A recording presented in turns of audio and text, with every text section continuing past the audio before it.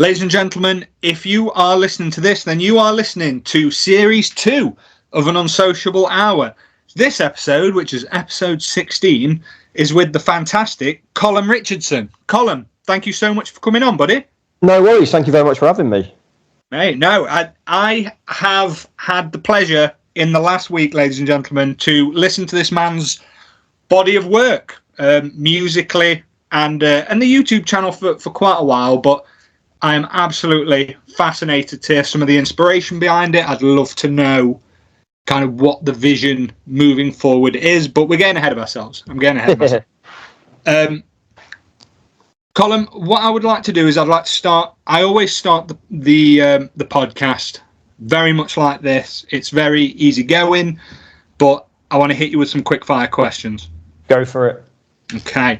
So, Colm Richardson, what is your favourite colour?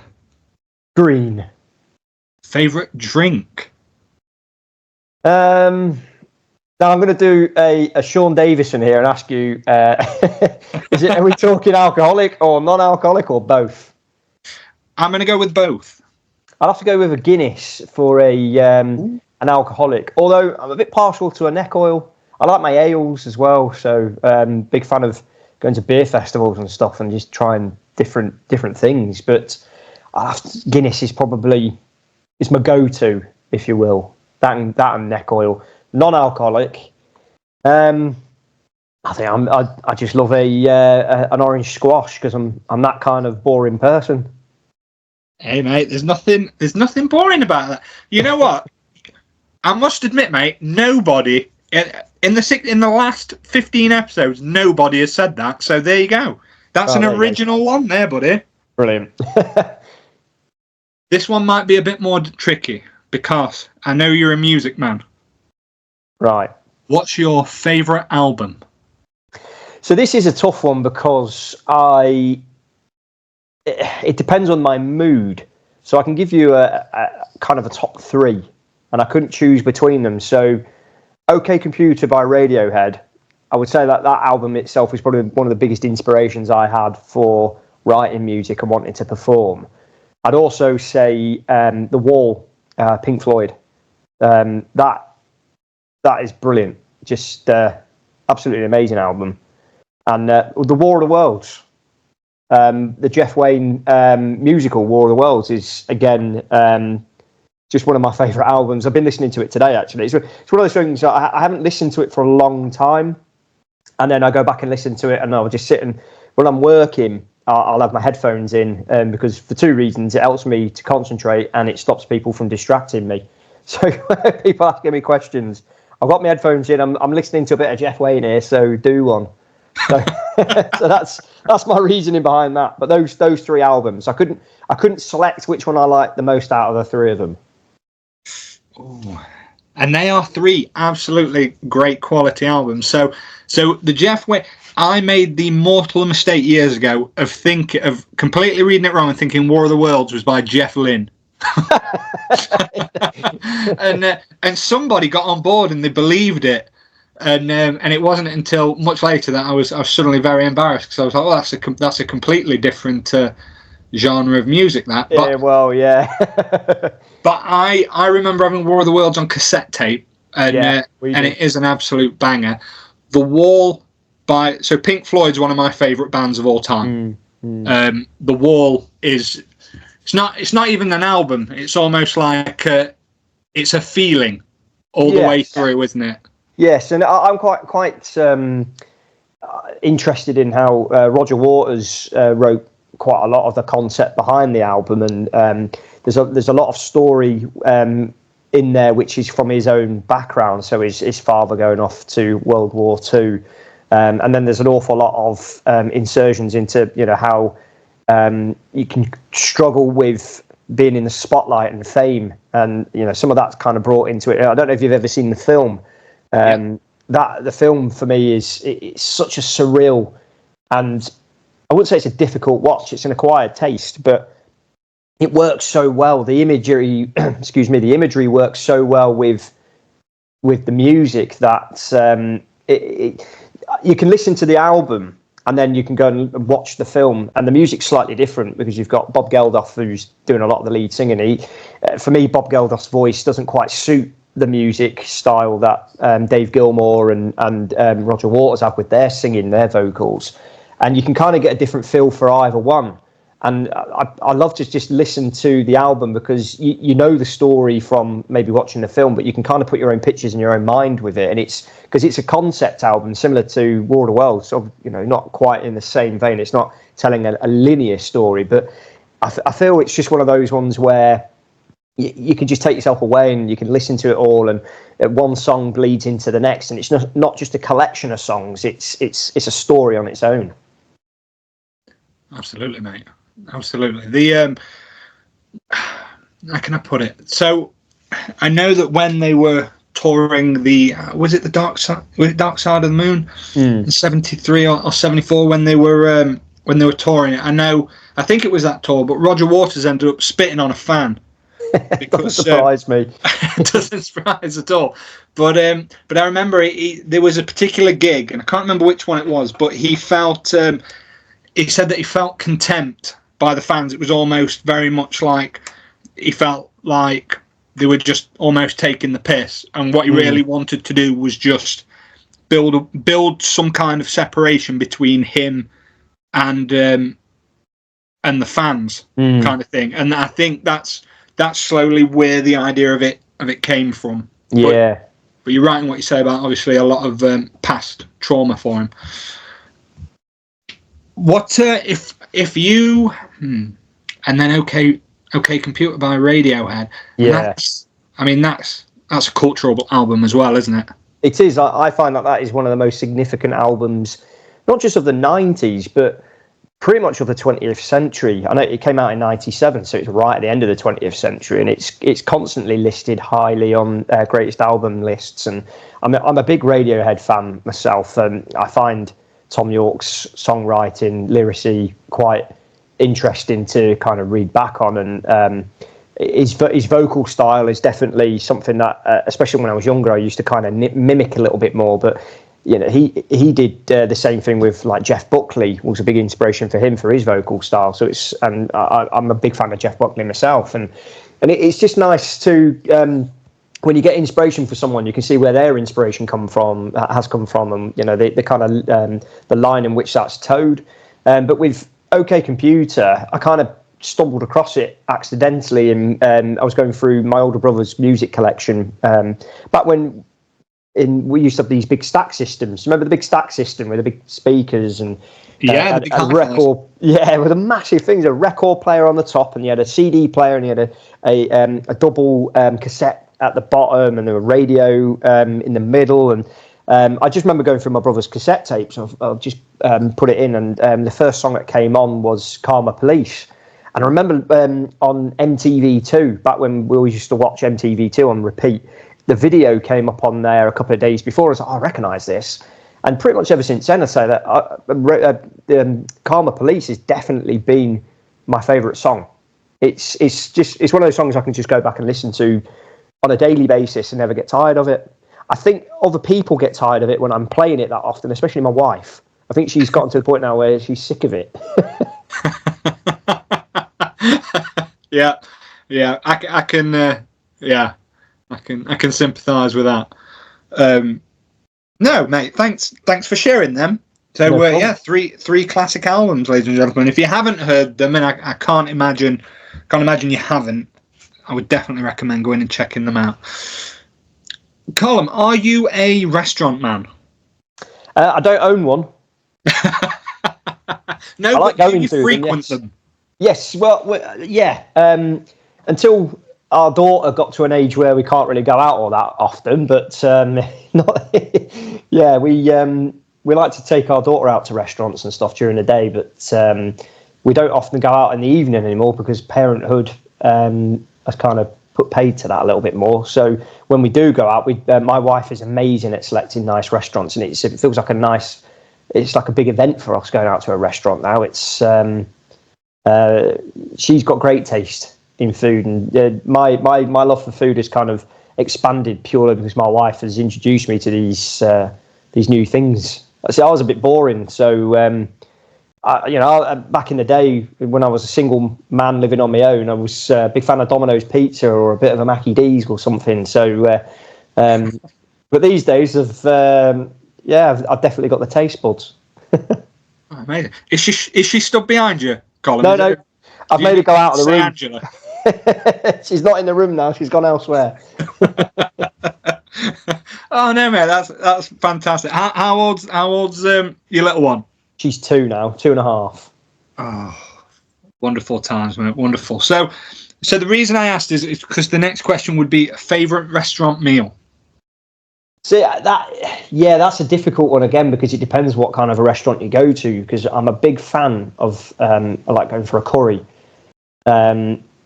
We like to frequent a restaurant in West Bridgford called Yamacha, which is it's like Chinese tapas. Ooh. And it's really nice. And there's another restaurant, there's an Indian restaurant pretty much just further down the road called Rorsha. And it's unbelievable how good the food is. So it's hard to kind of gauge a favourite food, because it depends on the kind of restaurant you go to. But if it was more of an open-ended, we're going to go to somewhere that does steaks, for instance, but they do a plethora of different meals and stuff, steak would be my go-to. But if it's a specific type of restaurant that you go into, like a Chinese, Indian, something like that, then there are certain dishes I like to have when I'm there. So big fan of the old chicken tikka masala. And I know I'm probably going to get laughed at a little bit there, because I'm a bit of a wimp when it comes to spice. So, but yeah, steak. That's the quick answer. No, mate. Thank you for sharing that. And don't worry. Hey, you ain't got to prove yourself to anyone, mate. You enjoy what you enjoy. What's your favourite sauce? Peppercorn. Nice. For the steak. Big fan of peppercorn. But I didn't actually specify what kind of steak. Big fan of ribeye. Oh. Medium rare. A man who knows what he likes. Fantastic. With a glass of red wine. Oh, very sophisticated. This might be another tricky one for you. Favourite movie? Oh gosh. Again, this is something that will change depending on mood. So I've got my top films, such as huge. If you've watched the channel Critical Cinema Club, which I know you're very familiar with Sean, and you've obviously gone back and watched a lot of our stuff. I talk about Star Trek a lot, mainly because it's just a plain of reference for me to go back, and Star Trek 2 is possibly my favourite of the Star Trek films, maybe slightly Star Trek 3, and then other days I'll be like, no, it's Star Trek 6. So I can't even figure out what my favourite Star Trek film is, let alone my favourite overall film. But there are other ones, such as The Good, the Bad and the Ugly, a Sergio Leone spaghetti western from 1969, I think it came out. It was either 67, 68 or 69, I can't remember. I wasn't alive then anyway, so... but that, for me, is probably one of the greatest films ever made. And just because of the tight shots, close-up shots to your characters with very interesting faces, the way it's lit, and then all of a sudden you've got these big sweeping landscapes, and it flitters between the two, and the visuals almost become its own mini story on its own. So you're seeing all these visuals, you can kind of like picture what kind of things would be happening in these places, and even though it doesn't form part of the overall story. And I think Sergio Leone's visual style, especially in that film, is something that has become very much an influence on a lot of filmmakers, such as Quentin Tarantino is probably the most obvious. I think Christopher Nolan probably even states that he takes some inspiration from Leone's style. Even Martin Scorsese. I would say that is possibly my favourite film that is considered one of the best films. But then again, there's The Time Machine from, I think that was 1969. It's an adaptation of the H.G. Wells book. I don't know if you've ever seen it. I remember seeing it in school, in English class. I just thought it was great. That's probably another one. It's a hard one, really. Huge fan of Star Wars. So Empire Strikes Back, I'd say, is my favourite Star Wars film. Massive fan of The Rocketeer. If you've watched the channel, I do talk about The Rocketeer now and again, to Sean's annoyance. It's just one of those kind of fallen below the line kind of superhero film, which doesn't get anywhere near as much love as it deserves. I mean, when it came out, it was up against some tough competition with Robin Hood, Prince of Thieves and Terminator 2. So, where'd you go from that? So it didn't do itself any favours with its time of release. But it's one of those films I can just go back and watch, and it's a family film. So when my daughter's old enough, it'll be a film that I show her, and my wife likes to watch it on the occasion with me as well. It's just a nice film to put on a Sunday afternoon. But do you know what? I could be here all night saying what my favourite films are, but to kind of cap that off, I haven't got a singular favourite film. No, mate, no. Thank you for sharing the ones that you're passionate about and care about. In terms of The Rocketeer, I would say probably in the next 5 years, or maybe even more so now with all the nostalgia, I reckon that'll be one of the films that gets remade eventually. It's been on the cards for a long time. I know that they look to do, because they were originally going to do 2 sequels, and I believe that the main cast members signed up for 2 sequels, and because it flopped, they never went any further. So I think there's always been this kind of, right, they're going to go back and redo this, or they're going to do a legacy sequel. And I think the latest one was to set it in the 60s, and The Rocketeer was going to be somebody who had nothing to do with any of the original cast, or, it wasn't like a child of the original Rocketeer, Cliff Secord's child or anything like that. It was just going to be someone completely separate, but it's going to be tied into the first one. And these kind of ideas get thrown about quite a lot, and we're living in the age of legacy sequels, and some of them do really well, where you end up getting more sequels to the legacy sequel, like the Jurassic World films being the most obvious example of that, and then you get a lot that flop. But it's one of those ones I kind of wish to just leave it alone. It's been done. That one film was great, and it's one film I can go back and I can watch and I can enjoy it. The score by James Horner is absolutely amazing. If they were to do another Rocketeer film, they just wouldn't have that score, because sadly James Horner is no longer with us, and he for me, he's up there with John Williams and Jerry Goldsmith as one of the greatest film composers of all time. And just because you've got the visual effects and you've got the character doesn't mean to say that you can blend those together now and make it as good as what this original film was. Not that it was a masterpiece and it was like an award winner or should have been or anything. It's got its charms, and the score goes alongside that, as well as the visuals and the practical effects as well. And it's just one of those films I just don't want to see being remade. I think you hit the nail on the head there, mate. I think what the one thing that, because I know it's all for a cash grab or whatever, but I think what a lot of the studios tend to forget is it's not what you don't get from a remake, or any kind of, like you say, legacy sequel or anything that comes out. What you don't get are the feelings. Yeah. That tie into why you care about it, because it's not that, and what you enjoy could never be replaced or and that's the only problem with nostalgia, really, is it kind of gives a nod to things, but it never really gives those feelings back. No, and some remakes can do well and can be really good if they're made by the right people for the right reasons. And the one remake that comes to my mind is True Grit. I think that's an amazing film, and I'd never seen the original version of it. And when I saw the Coen Brothers version that came out, I forget which year it was. I think it was around 2011, 2012. And I just thought, 2011.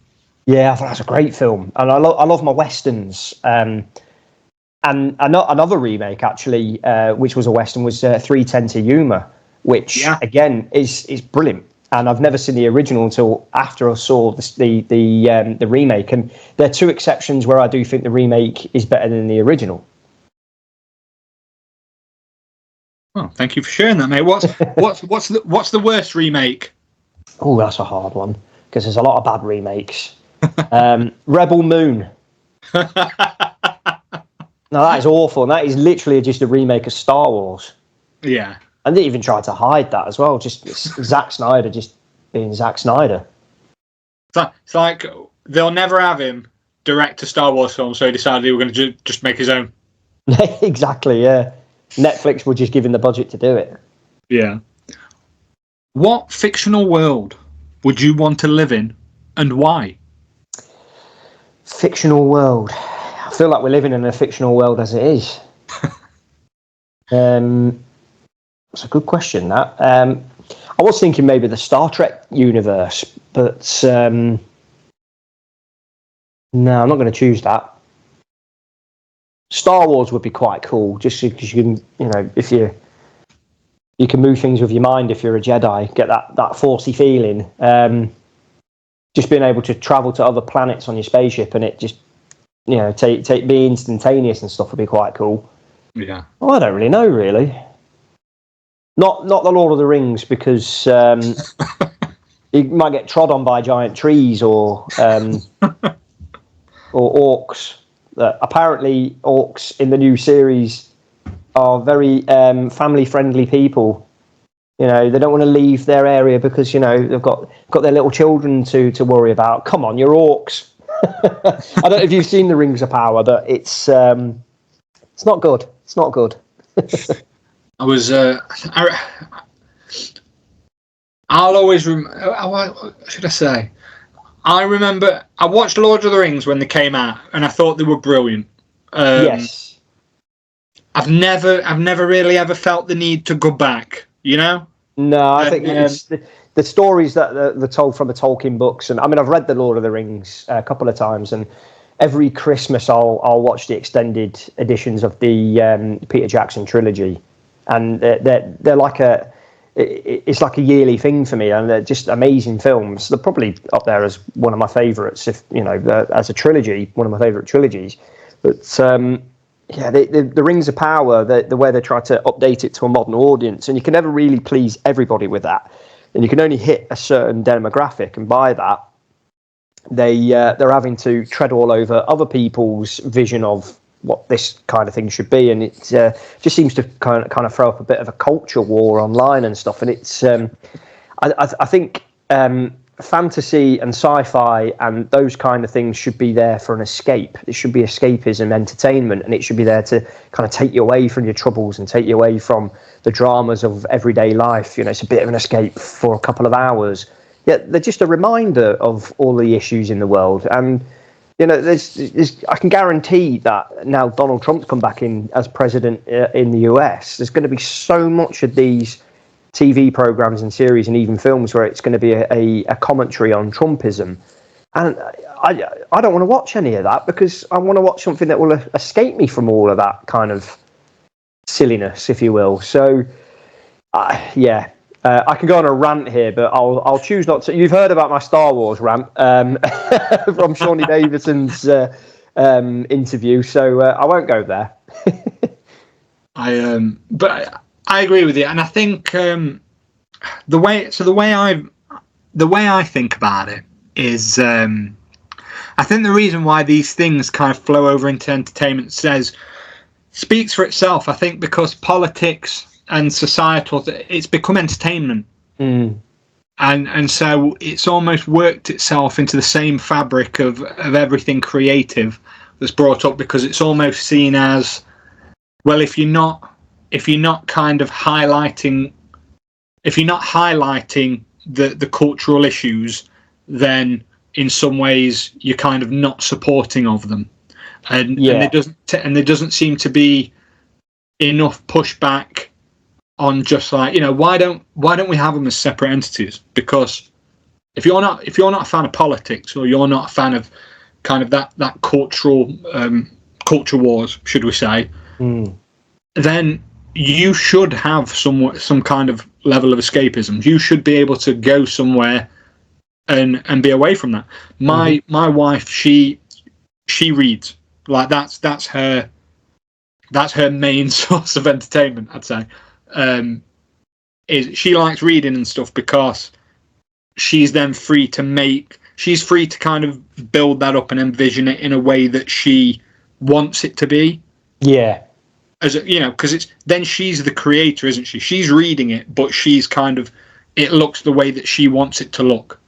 Yeah, she's making an informed decision upon what she's reading. Yeah. She's almost doing her own research, whereas I would say that there's a lot of people out there that are following the trend. So you get all these high-named people, Hollywood actors, for instance, and they're out there and they're saying you should live your life like this, and you should do this, and you should do that, and they're collecting their awards by doing little protest speeches and things. And people follow that ideology because they feel that is the right thing to do without actually being informed as to the reasons behind that. I mean, everybody's got the right to believe in whatever they want, whether it's religion, politics, music, the films they like, even the colour they like. You know, I like green. Someone else might say, "Oh, I hate green. That's horrible. I like blue." But at the end, at the end of the day, we, as human beings, we should be given enough information, or we should at least be able to go out and find the right information to make those decisions all on our own. And instead of having to be told this is how you should feel about something, or this is what you should think about something, and then you become an advocate for it and you don't know why you're an advocate for it, and it becomes very shallow. And I don't know, I just find that in modern society, it's probably not changed. The process has probably changed over the years, but the end goal probably hasn't. And I think for today, I would just prefer to just enjoy my life. I want to enjoy the films that I watch. I want to enjoy the music I listen to. And I don't want to have to be told by somebody, you shouldn't like this because a lot of other people don't like it and you should follow that crowd. That's just not how life should be lived, in my opinion. There you go, there's another little rant for you. So I'm on these rants tonight, I'm telling you. Mate, I'm enjoying it. So one of the things that I love the most is when people are passionate about something, and I think I've always been a big believer in, if you're passionate about something, you have the right to be passionate about it. Like whether I agree with it or not, if it means something to you, then it matters. Yeah. I think with what you were saying about the actors and with Hollywood and stuff in general, I always see it with a bit of a. I think it's just their way of trying to stay relevant. Yes, it is. I think it's more for their followers and their fans than it is for any other thing. I think it's fantastic that they feel empowered, should we say, to kind of believe in these things. But the flip side of it, I see it as very much as a privilege. Yes, yes. It's almost like I didn't know anything about when people used to kind of turn around and go, "Oh, well, that you can say that as a privileged person." And I always remember thinking, "Well, I don't feel very privileged," and I don't. I've always, but everything slotted into line one day when I was having a conversation with my wife, and we were doing something, and I can't remember what it was, but it was something along the lines of I said, "Oh well, I'll go and say something.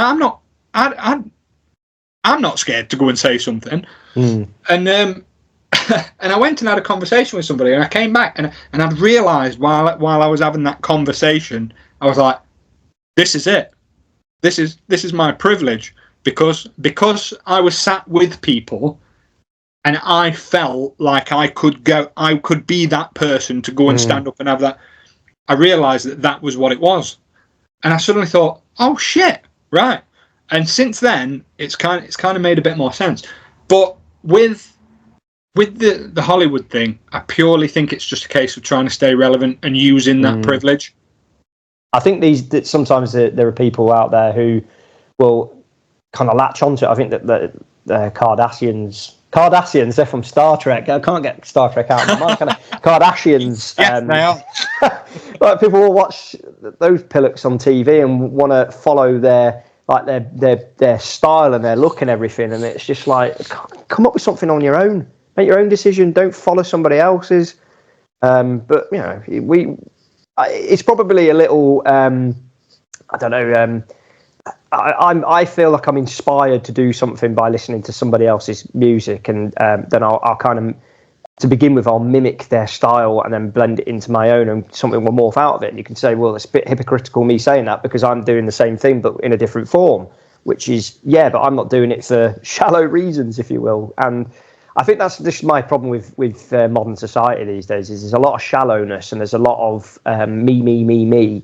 And there's just not a lot of thought for the people around you. And I don't know, I find it to be quite frustrating at times. And to say that if you believed in something and then someone said to you, no, you can't believe in that, I just find that to be for someone to tell you that, it's quite a selfish thing to do. Yeah, definitely. And it all stems, it's easy to kind of see, it all stems from online. It all stems from kind of the rise of social media and everything. Because we now live in a world where everybody's always had a voice, but now we live in a world where people can be very vocal about anything they want. And somebody worded it where they basically said, now everybody's got a voice, but everybody's shouting over each other. Yeah. Nobody's listening, but everybody's shouting. Yeah, it's whoever shouts loudest. Yeah. But, well, let's... I appreciate that, mate, and thanks for letting us know that. And I think that they are good conversations to have, and very, very, very fitting as well, because... Like I say, one of the reasons why I started this podcast was because I think that I always felt that people were looking for inspiration in the wrong way. I always thought too many people were outwards looking on things that, who they should be interested in, who should inspire them. They always kind of go for celebrities and a lot of people never kind of actually take a moment to sit down and think, do you know what? I'm surrounded. In my life, I'm surrounded by amazing people who inspire me, and I think if every single person took a moment to sit down and think, who inspires me around me, every single person would find that the person that inspires them is absolutely nothing like the people that they choose to follow. Absolutely, and I get a lot of inspiration by the people who are directly around me, whether it's at work or at home or, my friends. Or, I'm inspired by quite a few people, as I'll probably come on to in a moment when we talk about music stuff. It's I do feel that sometimes it's nice to be able to just stop and smell the roses, if you will. 100%. That makes sense. 100%. I feel like this got quite deep. I need to say something to bring the conversation down, like knackers. Well, fantastic. You should say the word knackers, because to try to bring it into a little more lighthearted, the final quickfire question was, who was your childhood crush? Childhood crush? Oh gosh, I had two of these. So one of them was Ginger Spice. Nice. Okay. Absolutely loved the moment where she had a dress malfunction at the Brit Awards. I'm pretty sure we recorded that on tape, and having to rewind that and play it again was something that was, kids these days wouldn't even know what that means. No. But we spoke about that in Sean's episode with you did. You had to pause it and try to work it in line with the flickering. That's it. Yeah. Oh, it's tracking again. So she was one, and Uma Thurman, mainly as Poison Ivy in Batman and Robin, which is probably hands down one of the worst films ever made. But I don't know, I always had this bit of a thing for her. And, obviously her and Ginger Spice looked quite alike. So maybe I just had that bit of a thing. My wife's not going to like me saying that because she's blonde, and I'm probably going to say, oh, that's a thing for redheads then. Mate, make of that what you will. Yeah, you be you. Well, what I'll do then, because I know that your wife's definitely not sat behind you, but I won't ask you if you'd say the same now, or who would your crush be now? Definitely my wife. Yeah. Oh, wow. Good answer. She's definitely sat behind you, Colm Richardson. No, there's photos of her on the wall, and I can just feel her eyes on me. Oh, no, mate, that's amazing. Dude, thank you so much for sharing those. I've enjoyed that, and that's before we've even gotten into the actual, into the actual episode. So thank you for that. No problem. Just hope that hasn't bored anybody who's listening. If you've got this far hearing me ranting, I promise to be a bit more light-hearted going forwards. Stick with it. You mentioned during the quickfire, you mentioned about ale festivals that you like going to those. You kind of like was it neck oil that you said? Oh, big fan of neck oil. Yeah. What's so I've never been to an ale festival. I'm a big fan of me, my wife, and another couple, we go to is it the BBC Good Food Show? Okay, yeah. In Birmingham, and it's one of my favourite things in the world because you turn up and it's free samples of everything, of food, alcohol, you name it, right? Non-alcohol as well. And but I've never been to an ale festival. Talk me through it. So it depends which one you want to go to, I guess, because I used to go to the Winter Beer Festival in Derby at the Roundhouse next to the train station every February. And this was a work thing. I no longer work for that company anymore, so kind of stopped going over as the years went by. And that one is very similar to the one I went to the other week at the cricket ground in Nottingham at Trent Bridge with one of my friends who I'm currently working with now, actually. So you pay your ticket to get in, and you get given these tokens that will get you so many drinks. So they come in either come in thirds or what measurements though? You can't buy pints. You can come in thirds or halves. So I'll give you a glass, and it's like 2 tokens for a third or 3 tokens for a half, and you're just going around different breweries. Whether they're local breweries to the area in which that beer festival is located, or I was drinking one ale that was from Norfolk, and then another ale that came down from Durham, and they're just trying to get. These are people trying to get their beers out there to the wider world, and it's good not excuse as such, but it's a good opportunity to kind of widen their reach beyond the confines of their local areas. And but as the consumer going to a beer festival, it's always busy, and there's always somebody at one of these things that I'll know either through work or friends I haven't bumped into for a long time. They're a good social event. The Trent Bridge cricket ground one was brilliant because just being in the cricket ground and being able to go and sit out in the stands as well was amazing. And a friend of mine, we booked 2 days off work. So we went on the Thursday and we had the Friday off to kind of get over hangovers.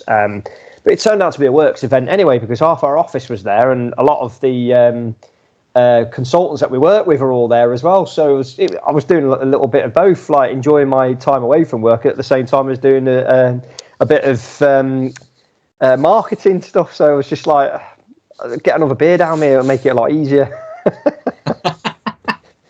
But if you were to go to a beer festival yourself, what I would recommend you do is just go in and try and sample different beers from different places, different types of ales like your IPAs. And I'm not going to claim to be an expert here, so I'll kind of leave it at that. But it's I like to actually taste beers and know a little bit how they're brewed and where they came from, and as opposed to just drinking whatever. Like I said, not like I'm a connoisseur for them, but I just really like my ales and different types of beers and ciders. Oh, I like that, mate. I like that. With the tokens and stuff, you remind me of a few years ago. I remember me and a friend, we went to something called Strawberry Fields Festival. Yeah, I know it. Oh, so you'd know about it then? Yeah. I want to say about 2014. And I remember I was there with a friend, and I quite enjoyed it. But used to get beer. You used to have to like pay for beer tokens, and I don't know if it's the same now. If it still even goes. I think we were in Heather in Derby, Derbyshire, and I remember this lad, no affiliation at all with anything, but he just walks into this tent where the bar was. He runs behind the counter, grabs as many tokens as he can get in his hands, and he runs like out to the other side, and he just chucks them out into the air, and just kind of shouts, "Quick, grab them!" My kind of guy. And then he rushes off, and I remember the staff were there going, "What the fuck we're meant to do?" And me and my friend managed to slide a couple down the side of the sofa that we were sitting on, just in case somebody came around recollecting them. But a lot of people kind of grabbed them and did one away. It was quite funny. But I wish that would happen when I go to things. That never seems to happen with me. Oh, that lad's probably in fucking prison now, but or he's just been done for fraud. Yeah. So before we get into the creative discussion. What I'd like to know is, so you obviously you couldn't decide what your favourite album was, but can you remember what your favourite single or what your first single or album was that you got? See, my dad used to listen to a lot of, he still does, listens to a lot of music in the kitchen. My dad used to spend a lot of time in the kitchen for some reason. Don't know what he was washing up and cooking and to get away from kids. Yeah. Especially with us three, yeah. I've got two brothers, and I'm the middle one. And me and my older brother used to just, I say we used to fight a lot. What it really was is he just used to beat me up a lot. So I can't claim I gave as good as I got. But my dad used to listen to this radio station. We lived down south at this point, and he was picking up a radio station from, I think it was from the Netherlands. And it was just full of like 70s and 80s rock music. So there'll be a lot of Led Zeppelin, and the Beatles will be on there, even though that's 60s. So a lot of music that kind of got me. My music taste kind of stems from my dad's music taste, because that's what we used to listen to an awful lot when we were younger. And my dad used to watch the chart show on a Saturday. So as soon as all the kids' cartoons and kids' programs are off on Saturday morning, the chart show would come on, and then he'd put his horse racing on, and football scores would be coming on later in the day. And it's every Saturday it was the same, but the chart show, bit like Top of the Pops. I don't know if you remember the chart show.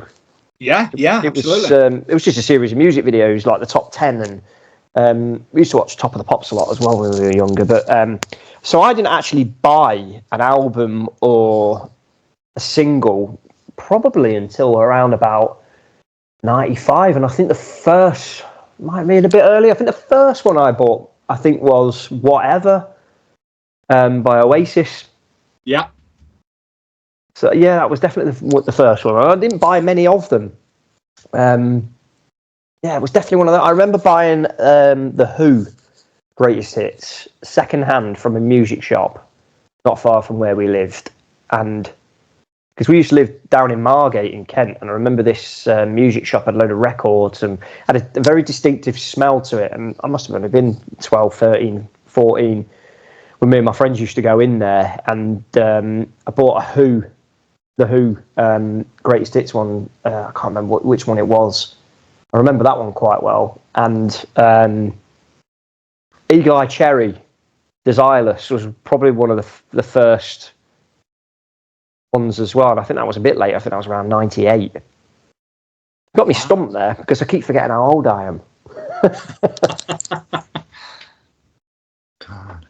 I always ask because one of the questions that I will get to is I want to know where the interest in music kind of originated, and you've just wonderfully put it there with the fact that your dad used to listen to music in the kitchen, so you'll have fond memories of that. Amazing to know that he was probably listening to a radio station that was at the time probably quite difficult to get hold of. Yeah, it was funny because I just remember the jingle. I couldn't replicate it because I'd probably butcher it, but it's just little things you can remember from your childhood. But I'd also say that part of my music my love for music kind of started out a competition, because my older brother, he used to play in bands, and he was a drummer. He still is sometimes when he can be bothered. And I kind of saw him. He was going off to music class, and he was doing after school stuff. Like I remember he was doing plays, like school plays. He'd be in the band playing drums and things like that.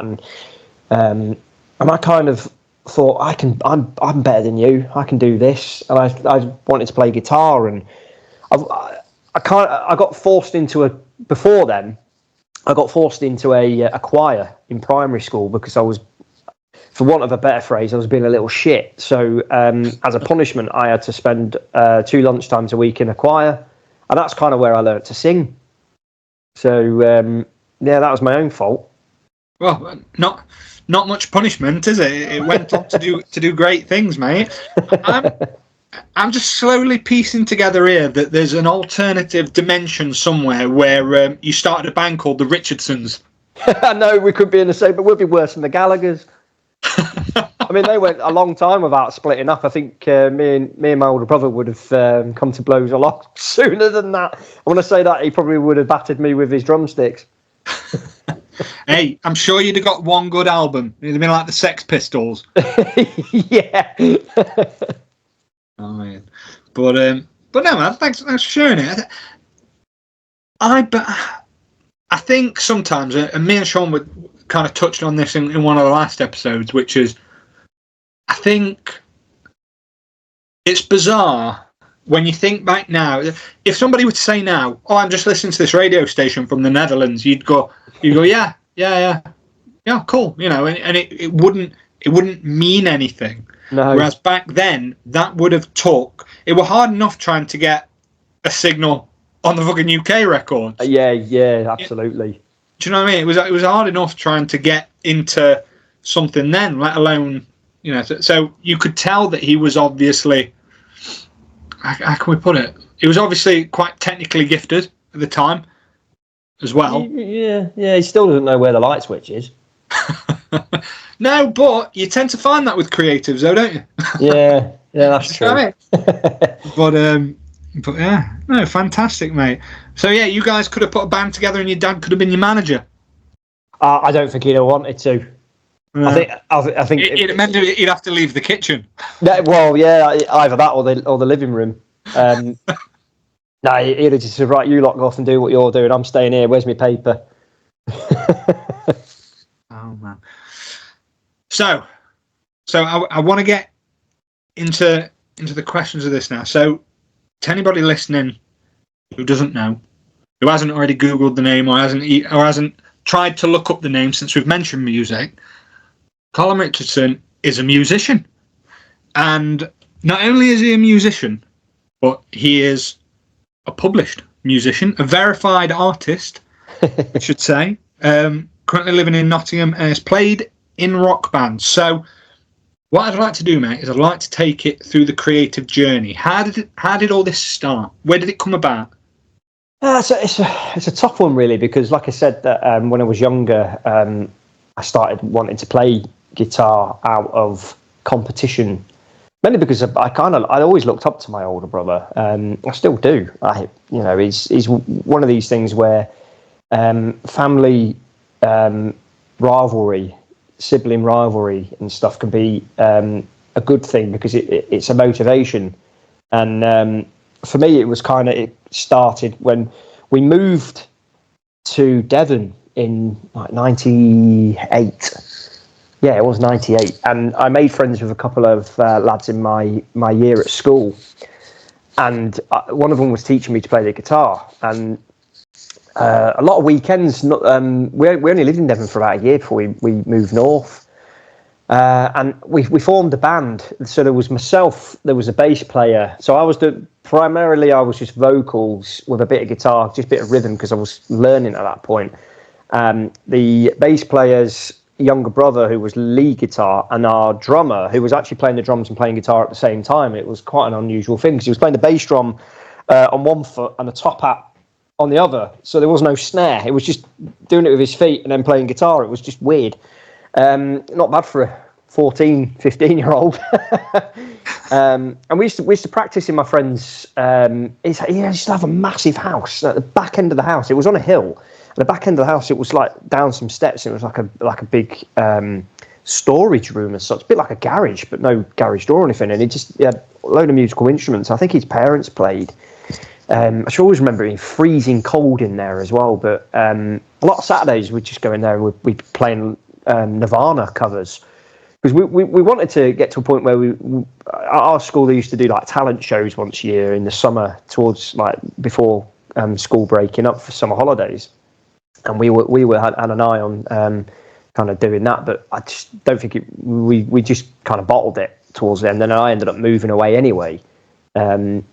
So the first kind of playing in a band and learning to sing certain kind of vocals and playing a lot of Nirvana songs and stuff because they're quite easy to play was where that all started, and it kind of went away a little bit for a while when we moved up to Doncaster, and then my brother got like a 4-track recorder from a friend of his, and I just remember one I was off school ill for a couple of days. I took his 4-track recorder and I plugged an old Casio keyboard into it, and I was like putting some drum tracks in, and I was recording some guitar into it and just cover songs. I can't even remember what songs there were, and that was my first kind of like introduction into the world of recording and mixing in the most basic format with a 4-track recorder. God, I wish I'd have kept some of those, because I ended up transferring them onto mini disc. Do you remember mini discs? Yeah, I can. They were great. I wish they still used them now, but so it kind of went from there. And then I went to so when I was living in Doncaster, a lot of my friends didn't like guitar music. They used to call you a sweaty if you like guitar music. So you're a bit of a grebo, a bit of a sweaty. You were beneath them. And I just liked all of the boom, boom, boom, boom, like dance music and stuff. It's like, for me, it's like music to hit your head against the brick wall too. If you listen to it constantly, it's good to have a bit of an listen to different styles of music, like happy hardcore and all this stuff. It's just unbelievably horrible. I didn't like it at all. but they're all big on rap music and like Eminem. Back when Eminem was really popular, and D12 and Dr. Dre, and I quite liked some of that. But overall, it wasn't really for me, and I kind of hid my musical tastes from a lot of my friends because I didn't want them taking the piss out of me, to be honest. And then we moved again to Shropshire, and I made friends there with a bunch of lads who had very similar music tastes to me. And it was when I was in college, it was where I really started to pick up playing music a bit more and wanting to kind of play live music. And yeah, it was really good. A lot of my friends were in bands and stuff, and I wanted to join the bands, but I wasn't quite like at that point. I didn't have the confidence to do it, and I thought I'll just play the guitar at home and I'll learn a bit more. And when I was at university, so my first year of uni, I actually thought, right, I'm going to go and do an open mic. So I went to uni in Derby, and I don't know if you know Derby, but the Friary, every Monday night they used to do an open mic night, and so I thought, right, I'm going to go and do it. So my first song that I ever played live in front of a crowd was 74-75 by the Connells. That's a great song as well. I probably butchered it. So yeah, and from there I kind of got the bug of playing solo acoustic music and writing. There was a lad who lived in the next room to me, and he had a guitar, and we were writing songs together and kind of jamming and all that. So throughout university, I did the odd open mic. I used to frequent a karaoke bar in Derby now and again with a good friend of mine who used to get on stage and sing himself, and you needed to wear earplugs for that. Bless him. But yeah, it was a good times. It was really good times. But I didn't really start to take it seriously until after I'd finished university. So one of my friends, I will name him because he's a fantastic he's a fantastic person, but he's fantastic at the editing and producing and stuff. And he gave me a lot of tips when I bought a laptop and I'm learning to put tracks down and mix and edit my music together. Jake Buchanan, his name is, and he does a lot of like garage type music and a bit of rapping and stuff like that. And he's really, really good. And he gave me tips about, how to kind of do backing vocals and when to do this and when to do that. And it's kind of like layering vocals when you're kind of going from a middle eight into a chorus and, things like that. You kind of teach me how to structure it and stuff. So I still use a lot of his tips when I was last doing my music recording. So very thankful to a lot of the tips that he taught me. And I just kind of used to flitter in and out of it after university, and it was kind of mixing with the right crowds. So when I lived in Derby, I moved back to Derby after university, and one of my good friends, Jamie Scott, he's a solo acoustic guitarist, singer, songwriter, and he's absolutely fantastic. If anybody listens to my music and thinks, oh, this is all right, his music is a million miles better than mine.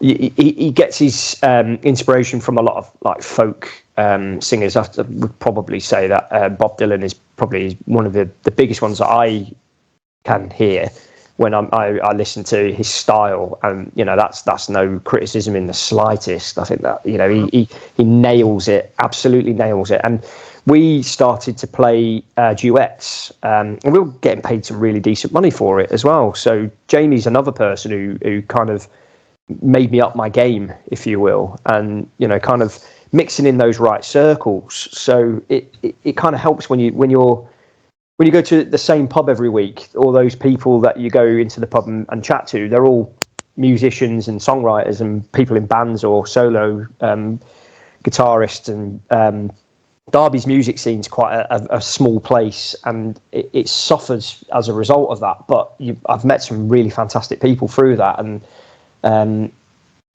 think kind of to cut a long story shorter than I probably should. I feel like I'm whittling on a bit now, but it's being surrounded by other musicians and stuff kind of gave me that inspiration, not as a competitiveness, but more of I kind of want to belong in this like group of people. I want to be able to get up on stage and play, and they accept me as one of their own kind of thing. And some of those friends I made in Derby, a lot of them are still playing music to quite high success now, which is absolutely fantastic. And that's kind of where it took me to a point. That's awesome, mate. Thank you for sharing that. That's awesome. Can I just say, just the fact of kind of getting into a position where you know that that's what you want to do, that's kind of something, because it takes a lot, and this is what a lot of people don't tend to give much time to it. The amount of courage that actually takes. To kind of want to actually put yourself out there. Being creative in general is quite scary, because it really is. It really is. Do you know what? Sorry to cut across you there. I've always struggled with ways to express myself in that form. So like I can go and play some music, and I think, they probably think I'm stupid, or they don't like the sound of it, and they just laugh at me and stuff. And you kind of get yourself into a bit of a spiral with that. And then being in the circle of friends that I was in at that time, and I'm still good friends with quite a few of them now. It enabled me to be able to bring that out of myself. So it's nurture, if you will, and in the right ways. Definitely, mate. Definitely. And like you've just said there, it's a very personal thing. To be creative is very much to put something that you like and something that's a piece of you out into the world for everybody else. What might, what it sometimes feel like, to judge.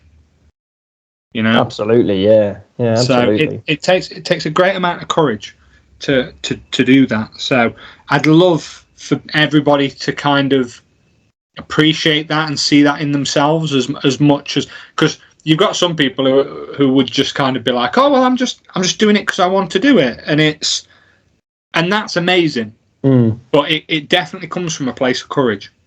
So that's how you kind of start out. Was Test Card Theory your first band? It was, yes. So, we were a band for a good couple of years, and it was started up with. I didn't know the guys beforehand, so I saw them. I forget which. It's like Tinder for musicians. I forgot what it was called, but I saw this ad. The chap lived round the corner from me saying looking to form a band, join a band, lead guitarist. Anybody interested? So I contacted him and said, well, why don't we go and have a pint down the local pub, and we'll kind of chat it through and see where we go. And he turned up with a mate of his from work who's a drummer. Well, he's multi-musical musician. He can play anything. I think he'd probably get a sound out of a creaky old gate if he could. But the two of them came down to meet me, and it's just like, well, I'll play the drums and he'll be the lead guitarist. I'll be rhythm guitarist and do the lead vocals. We're just missing a bass player. And I thought, oh, mate of mine, he might be interested. He's a guitarist. I could probably convince him to play bass, and we got him down and kind of went from there. So we spent a good few months practicing a lot of cover songs, and then on top of that, I was writing stuff which I'd never written a song intended to be played with other people. I've always wrote songs for myself, and it kind of opened up a little bit more of I don't have to write a song about this, that, something that's personal to me. I can write a bit more generically. So although the lyrics in some of those early songs I was writing with that band are slightly more generic, they still came from that same inspiration, that same place of inspiration as some of my solo stuff. And but it was good to collaborate with other people, because they'd hear something in it which they'd say, oh, actually, why don't we change this, and why don't we do that, and why don't we restructure this? And I had a really good time kind of like practicing with them and doing a few gigs. And we started off small and ended small, but there were some big moments in the middle. We played a couple of like local festivals, and some of which have some really good crowds. I think the most we played, it must have been one place where there was at least a couple of hundred people there, and they weren't there to see us. We were just one of the support bands. But we started, I think, one of our earliest gigs. I don't know if do you know a band called These Wicked Rivers? No, I know of a band called By the Rivers, which is I think a local one. Well, These Wicked Rivers, they're fronted by a mutual friend of Sean and I. And they started out pretty much around the same time as we did in Test Card Theory, and they're still going now, and they're touring everywhere. They're doing brilliantly. If you've not heard of These Wicked Rivers, I would highly recommend to anybody listening to this that they are definitely worth a listen to. They're quite a throwback to 70s rock. If you like your 70s rock, but you also like stuff like Pearl Jam and even more new age rock kind of stuff, you can hear a little bit of everything in it, and I think they're absolutely brilliant band.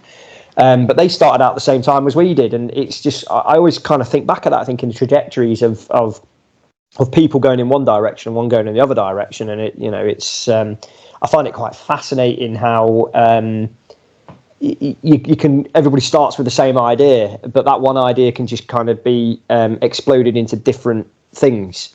And I just find that really amazing. But I kind of got a bit bored with Test Card Theory, I'll have to admit, because we were playing gigs in front of 5 people quite regularly, and I didn't really like the songs I was writing, and I kind of wanted. I think the lead guitarist, was kind of in agreement that we needed a bit of a shake up and try new things and stuff. And I kind of got to the point where I thought, I'm just going to pack it in for a bit. I just need to have a bit of a break, and maybe come back to it at a later point. But I lost contact with all 3 of them, not for falling out or anything like that. It's just sometimes you just drift apart, and I kind of wish I'd have stayed in contact with them as well, because I know that the lead guitarist from Test Card Theory went on to be a lead singer in another band, and I listened to some of their stuff probably a couple of years ago, and I thought they were really good. It's just I kind of made friends through this one thing, and kind of wish I'd have stayed friends with them. But I don't know if it's the same with yourself. The older you get, the less sociable you come, or that might just be me because I'm miserable.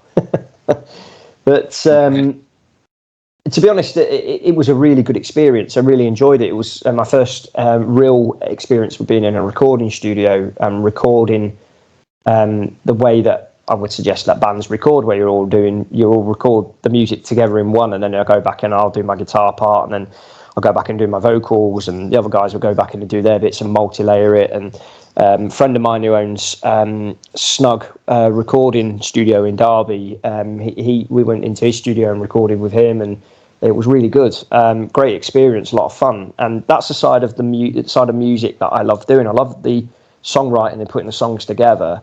I love practicing and playing the songs in a small confined space with other people, and I love the recording and the editing and kind of like the creation of a song. But I detest performing, and I always have done. I've never enjoyed performing, and I always found that if you're in a band, you can hide behind the other members of the band, but I actually found out it was the opposite.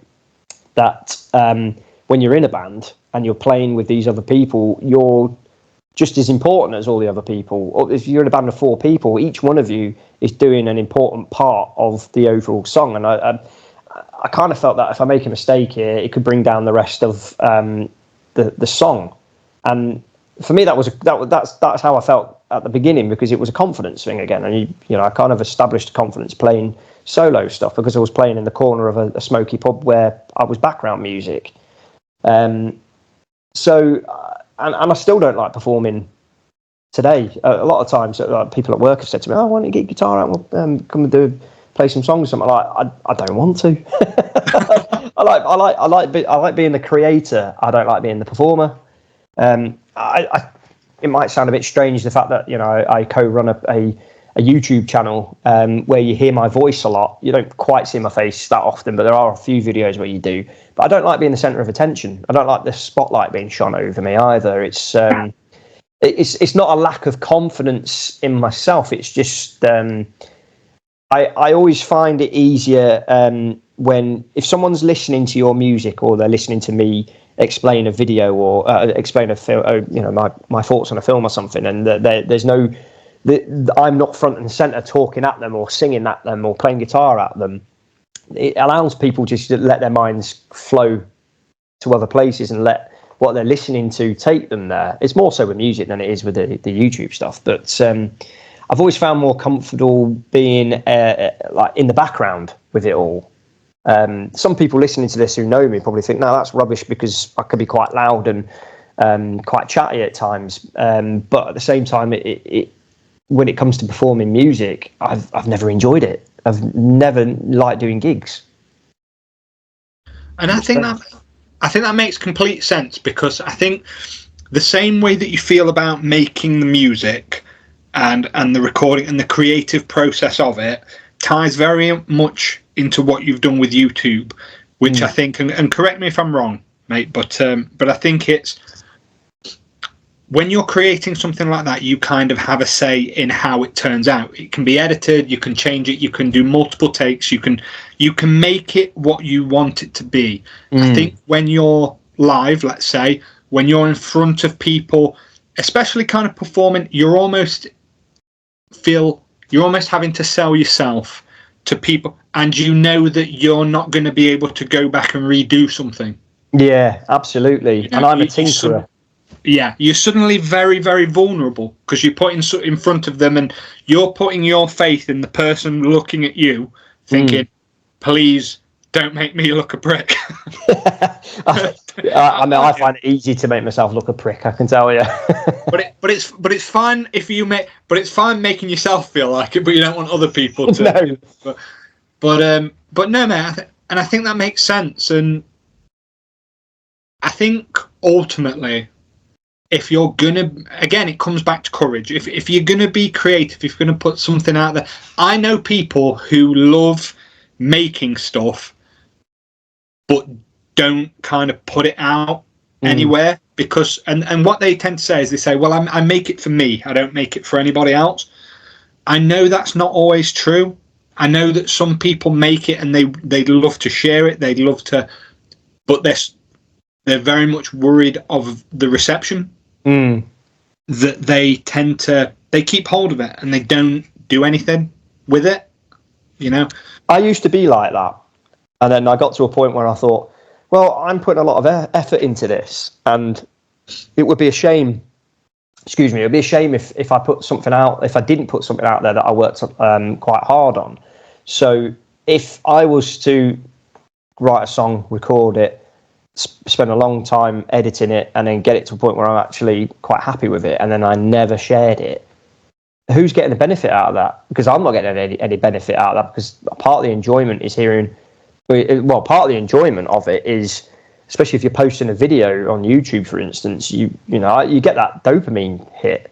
We all do it, and if it's sometimes it can be all about, I want to see how people think about me and blah, blah, blah. That's kind of not where I'm coming from with it. It's more about what, people can listen to something if they click the like button, if they're watching one of our videos. That makes me feel great that somebody's liked it. And I'm hoping that they've liked the content and they've liked what I've had to say as opposed to how I'm saying it, if you will. So, and it's the same with music, that if you put something out there and you were so worried about the reception of it that you kind of wanted to take it down or wish you hadn't done it, then you shouldn't do it in the first place. I think if you're going to do something creative, no matter what level, I think you should just get it out there and just let the world do what it will with it. Just let reality do its thing, if you will. So I don't know. I kind of sympathise with people who say, "Oh, I make it for me." If that's genuinely what they're doing it for, fair enough. But if people are saying it for the sake of saying that because they're with want of a better phrase, they haven't got the bottle to put it out there, then for me, there's no point doing it in the first place. No, and I'd agree. And I think sometimes people just need to take the risk, to put it out there. I imagine I've always been so personally when it comes to things like this. I've always been a case of when you're making. So let's take your YouTube channel for example. This podcast now goes on YouTube. Honestly speaking, because I'm not willing currently to pay the SoundCloud subscription to have it actually go out onto the podcast. So I've always been a big fan of podcasts, and I suppose the good thing with podcasts is, and I've done quite a few podcasts, or I've been involved in quite a few podcasts now, and views and things like that don't really matter because I know that when I find a podcast, I go back and re-listen to. I start from the beginning, and I make my way up. So if I haven't caught, and in some ways, I think the same about YouTube is that I can put these out, and if it gets less than 10 views or whatever, that's fine, because I know that at some point, if somebody stumbles across one and they like it, I suspect if they're anything like me, they'll go back and watch previous ones. So I would also say to anybody starting out on YouTube and doing anything creatively like that, it is a long game. Play the long game. Don't be discouraged or disparaged if you only get one view on the first thing you ever make, and that's you. Or absolutely, it's your family. Because just because it only gets one view or gets less than 10 views doesn't mean that you've not made something good. And I think we live in a world now where if something's not trending or something doesn't go viral, it's somehow not a success. Absolutely, that's exactly what I was just going to say as well. So, it's a fickle world out there, and the trends can be what put people off because what I'm doing isn't trendy. But what you're doing could be 10 times better than what is trendy, and you should be doing something for you. When we were saying I do this for me and it's never going to go out there, but kind of what I mean with this one is that you're doing it to kind of satisfy your own need to be creative. I mean, Sean and I have always said that when it comes to the YouTube stuff, that on the Critical Cinema Club, we will always make the videos that we want to make. And occasionally we'll do things that are a bit more with the times and kind of following what other channels are doing in terms of reviews of a film that we've just seen in the cinema, because we know they're going to get views. But that's not the reason why we're doing the channel at all. We're doing the channel out of a passion for our opinion on the thing that we're passionate about. So we're being passionate to do something that we're passionate about. So I think it's quite a funny phrase there, but and it can be said for like you guys doing your writing. And I'm really intrigued about this new channel that you guys have got going on with the short stories. And you said that there was something said in the interview with Sean that really kind of resonated with me. And I think this is why I don't think you and I can be friends, is because you can do all your voice recording in one take, whereas I will record a line of a script that I've written for a video and I'll have to keep going back and re-recording it because I I can't nail it the first time, and I'm the same with recording music. When I'm doing my vocals, I have to keep going back and redoing it, and you do it in one take. I'm just like, I hate people like that. You're too talented. I mean, I appreciate that. I think, but the flip side, I think the honest flip side of it is, I think I can do it in one take because I don't really care. Yeah, well, that's yeah. Do you know what I mean? It's the reason. It's the reason that this podcast. So this podcast is unedited. There's no editing because I think the first episode I ever did of this podcast, I worried so much about how it would turn out, how it would be perceived, that I edited it to death. Yeah, and I ruined it, and I remember kind of coming away from it. I was unhappy with the quality. The quality of the audio in that first episode, it sounds very tinny. It sounds like I'm recording it through like an old, and I wasn't. It was purely because I'd edited it that much, trying to make it good, or what I thought was going to be good, that I actually ended up ruining it and having the opposite effect. So now I'm a big believer in just put it out there. I think I'd agree. But I think if I was trying to create something, I think I'd be the same. I'd probably do multiple takes just to try to make it perfect. I mean, your guys, for what it's worth, Critical Cinema Club, when I watch your guys' videos, they're so professionally done. Like when I watch them, I think to myself, you can tell you've put so much time and effort into this. Like the one I was watching the other day, the about the Alien franchise and the things that are, that are in the pipeline or future and stuff like that. But your Alien one, when I was watching it, I was almost like, this could be a not Watch Mojo. This could be a What Culture video. Well, that's nice of you to say, because it didn't take me long to do that video at all, to be honest.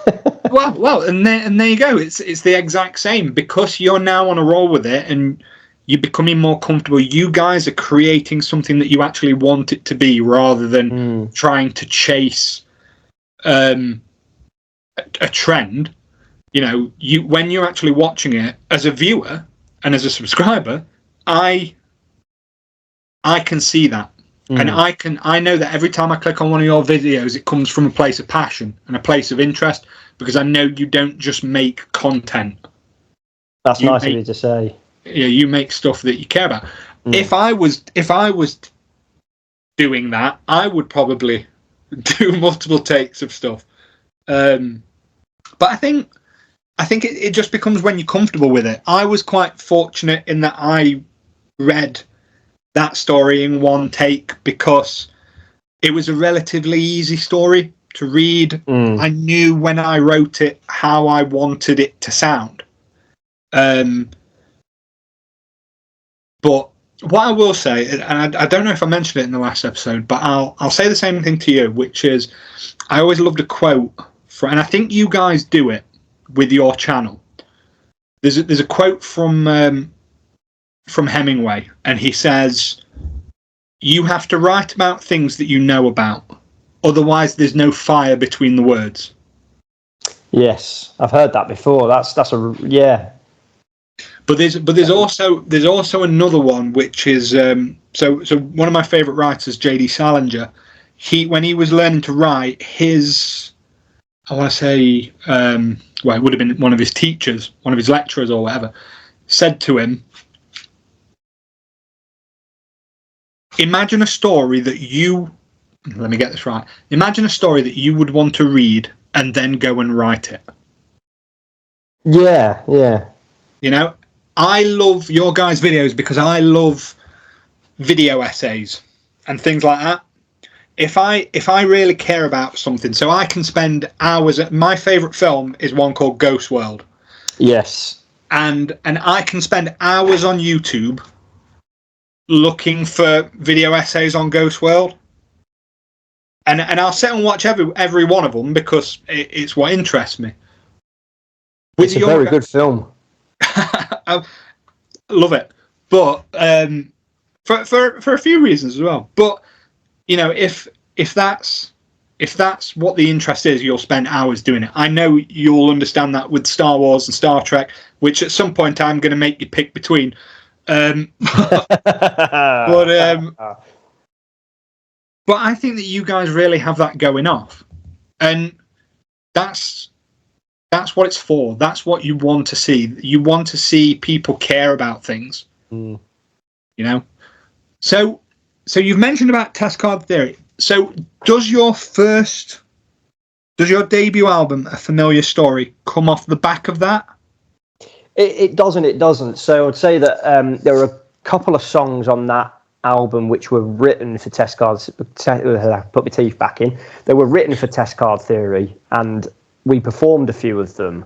I can't remember which songs there were that I ended up putting in the album. But there were a couple of songs I'd written before I was in Test Card Theory, and there were a couple of songs I'd written long after. But I recorded it possibly about 3 or 4 months after Test Card Theory kind of went to the wayside. And I recorded it acoustically, because all the songs were written to be big band songs.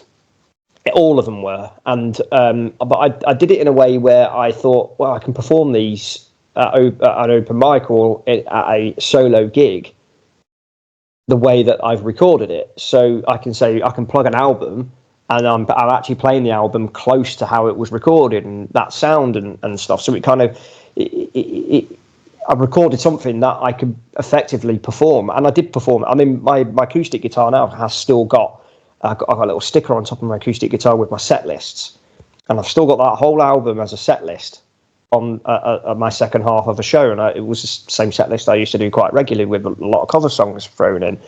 So that was kind of the idea behind that album. I did a few music videos, and I remember recording one music video in a park with a friend where I'd stand in a certain spot and then I'd move and then I'd go and stand somewhere else, and the way I edited it looks like I'm just jumping around the screen and stuff, and it was quite interesting. But I did upload them to YouTube and Facebook as well, and I don't know what I did with them because they're not on my personal channel anymore. I must have them saved somewhere, but that for me was my first step into video editing, which kind of I'll come on to that a little bit more later on. But it's funny how you can have a passion for one thing and then you kind of do something and it brings you into something else.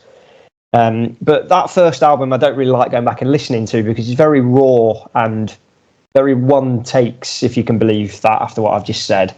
I wouldn't say that I'm a perfectionist, but at the same time, I like a certain level with something that if I'd have gone back and re-recorded that album, I probably actually would go and re-record it and do all of the like the bass, the drums, lead guitars, maybe some synth or something like that in the background, and actually fill the songs out a little bit more. But it was for me, I felt that it was actually a good start, but it technically wasn't my debut album. My debut album, my debut album was actually called A Trip Down the River that I recorded back in 2006 after I finished university. And I did release it onto Reverb Nation. I don't know if you're familiar with that website, but it's kind of a hub for musicians and bands to upload music. And I also uploaded it to MySpace, but YouTube wasn't a thing back then. So, and neither was Spotify or anything like that. So that first album, I've still got all of the tracks. They went onto MySpace. I don't even think MySpace has even got a web address anymore. So, and I took one or two of the songs from that very first album and I redid them and put them into A Familiar Story. I think I may have even taken one and did those for my last album. I can't quite remember, but yeah, I think I did. But for me, it was I wanted to have a certain sound and I wanted to have a certain kind of vibe, which I didn't quite hit the nail with A Familiar Story. So it's not something I can really go back and listen to, like I just said. And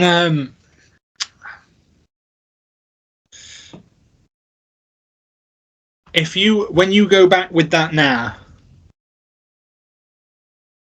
how can I put this really? When you go back and listen to that now, does it still kind of bring all those memories back, or or do you kind of listen to it now with a perspective of that's who I was? Yeah, I think it was. I listened to it and think, oh, that's what I was doing back then, and it's almost like a starting point. Because I hadn't really, although I'd been recording songs and doing kind of mixing on my laptop and stuff for a long time before that, but it was kind of like my first time I felt that I had. If you listen to the songs, some of them actually do sound pretty decent production value. Not bad for a lad with his laptop in his bedroom in a dingy flat in Derby. I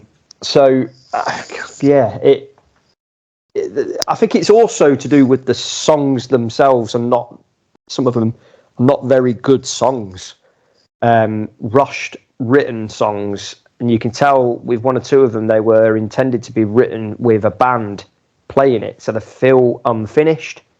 But I was of the mindset that I just wanted to get it done and out there, and go out and play the songs at gigs, and see if I can learn from it and perfect it and come up with new stuff kind of based off of the back of that, which I did do. So it served a purpose, which kind of, I'm not sat here in a massive mansion with me gold records or anything like that, but at the same time, I'm sat here, deep in the knowledge that I know people enjoyed some of the stuff that I put out there because they've told me as such, and managed to earn a few quid out of some of it on Spotify and Apple Music as well. So it's not millions of pounds, but it bought me a pint, to say the least. and sometimes that's all it needs to do, because that's what it's all about. It's about the story. Absolutely. Normal rules do not apply. So normal rules do not apply is a similar kind of starting point as a familiar story, because I was in a band called Perfect Cadence, who are still going now, and they're a good bunch of guys, but I kind of joined them as a rhythm guitarist and backing vocals just because I just wanted to get involved, and it kind of morphed into me becoming semi-lead singer with the bassist, and I was able to throw a couple of my own songs into the mix there. My thing with that band was because I moved from Derby over to Nottingham, and travelling across for to do practices on a Monday night after I've had a long day at work was something that kind of got me down a little bit. It was like, I can't be bothered anymore. I just started to fall out of love with music to an extent, and that was nothing to do with the lads in the band. They were a great bunch of guys that I still speak to occasionally now. They're like I said, Perfect Cadence is still going, and they look like they're having a really good time with it and stuff. Was a little bit miffed that I went back and listened to one of the songs they got on YouTube a couple of weeks ago and found out it wasn't the one that I recorded with them. They re-recorded it with a different vocalist, but I can't blame them for that. So I've been deleted. I can't blame them for that, because they're trying to put themselves out there. There's no point putting a song out there with a former member, but that's the way it is. If they were more established, then maybe you could have kept me on there, but no, I mean it was fun while it was one of those ones. It was fun while it lasted, but I kind of the guy who wrote most of the songs. His songwriting style isn't something that I felt I could play as well as he probably would have wanted to have heard it. I've got a particular style for myself, and I didn't think I was getting the best out of myself playing his style of music. And that's not a criticism on his style of music. It's just more of a criticism on myself that I wasn't able to be more. What's the word I'm searching for? Talented to play different styles. My vocal style suits a certain type of writing style and music style, and me personally, I didn't feel that it meshed very well. So I decided to, just before lockdown, in fact, it was a few weeks before lockdown, I decided to kind of go my own way with that. And I'd written a fair few songs, a couple of which I hadn't brought to the band at that point, and I decided to put that album together based off most of the songs that I had written with Perfect Cadence. And the main one was Draw a Line in the Sand, which, if you've watched plenty of our videos on Critical Cinema Club videos, you'll notice that song is widely used as backing track when I'm chatting away about something, I just remove the vocals. But that was a song that I wrote within 5 minutes in the practice room with the rest of the band, where I just started playing something and we started to put it together a bit more. And I was like, oh, I'm going to try this. Let's do this. And the other lads kind of helped me structure it a little bit more. And I started writing the lyrics there and then. And that song was written in one evening. And we started playing that in gigs. And that was the first song that I put out as a single for that album. I would actually say that is probably my favourite song that I've written. I enjoy going back and listening to it, and I don't say that very often about my my songs at all. And there was another song on the album called "The Liar, the Thief" that I wrote with two completely different friends. I used to I used to jam with them. One of my friends, his wife, she's a director of a company whose offices was in like an old converted mill. And the acoustics in there are absolutely amazing. So she let us go in like on an evening with our guitars and just the three of us just jam. And I wrote one of those songs, "The Liar, the Thief," with those two guys. So the lead guitar that you hear in that song is me playing it, but I didn't write the lead for it. It was written by my friend Gav, and I credited him on the single and on the album as well. So he wrote the musical part of that, and I've re-recorded it because it's my song. I wrote the song, so I can do what I want with it. And a lot of those songs they were at that point because we were in lockdown, so everybody had a lot of time on their hands, and it was the time where people were coming up with new hobbies to do at home. So I spent most of that summer writing. Most of the songs were already written, but recording those songs. And I just loved being locked away in the room a couple of days a week whilst my wife was down here watching whatever she watched because we couldn't go out and do anything. And I was putting these songs together and put this album together. And it was something I really enjoyed doing. And I loved doing the recording and the mixing and kind of putting it all together and then making the couple of music videos I did with it. I had a really good time doing it. And because everybody was all like cooped up at home, I felt obligated to actually do something as opposed to sitting around doing nothing.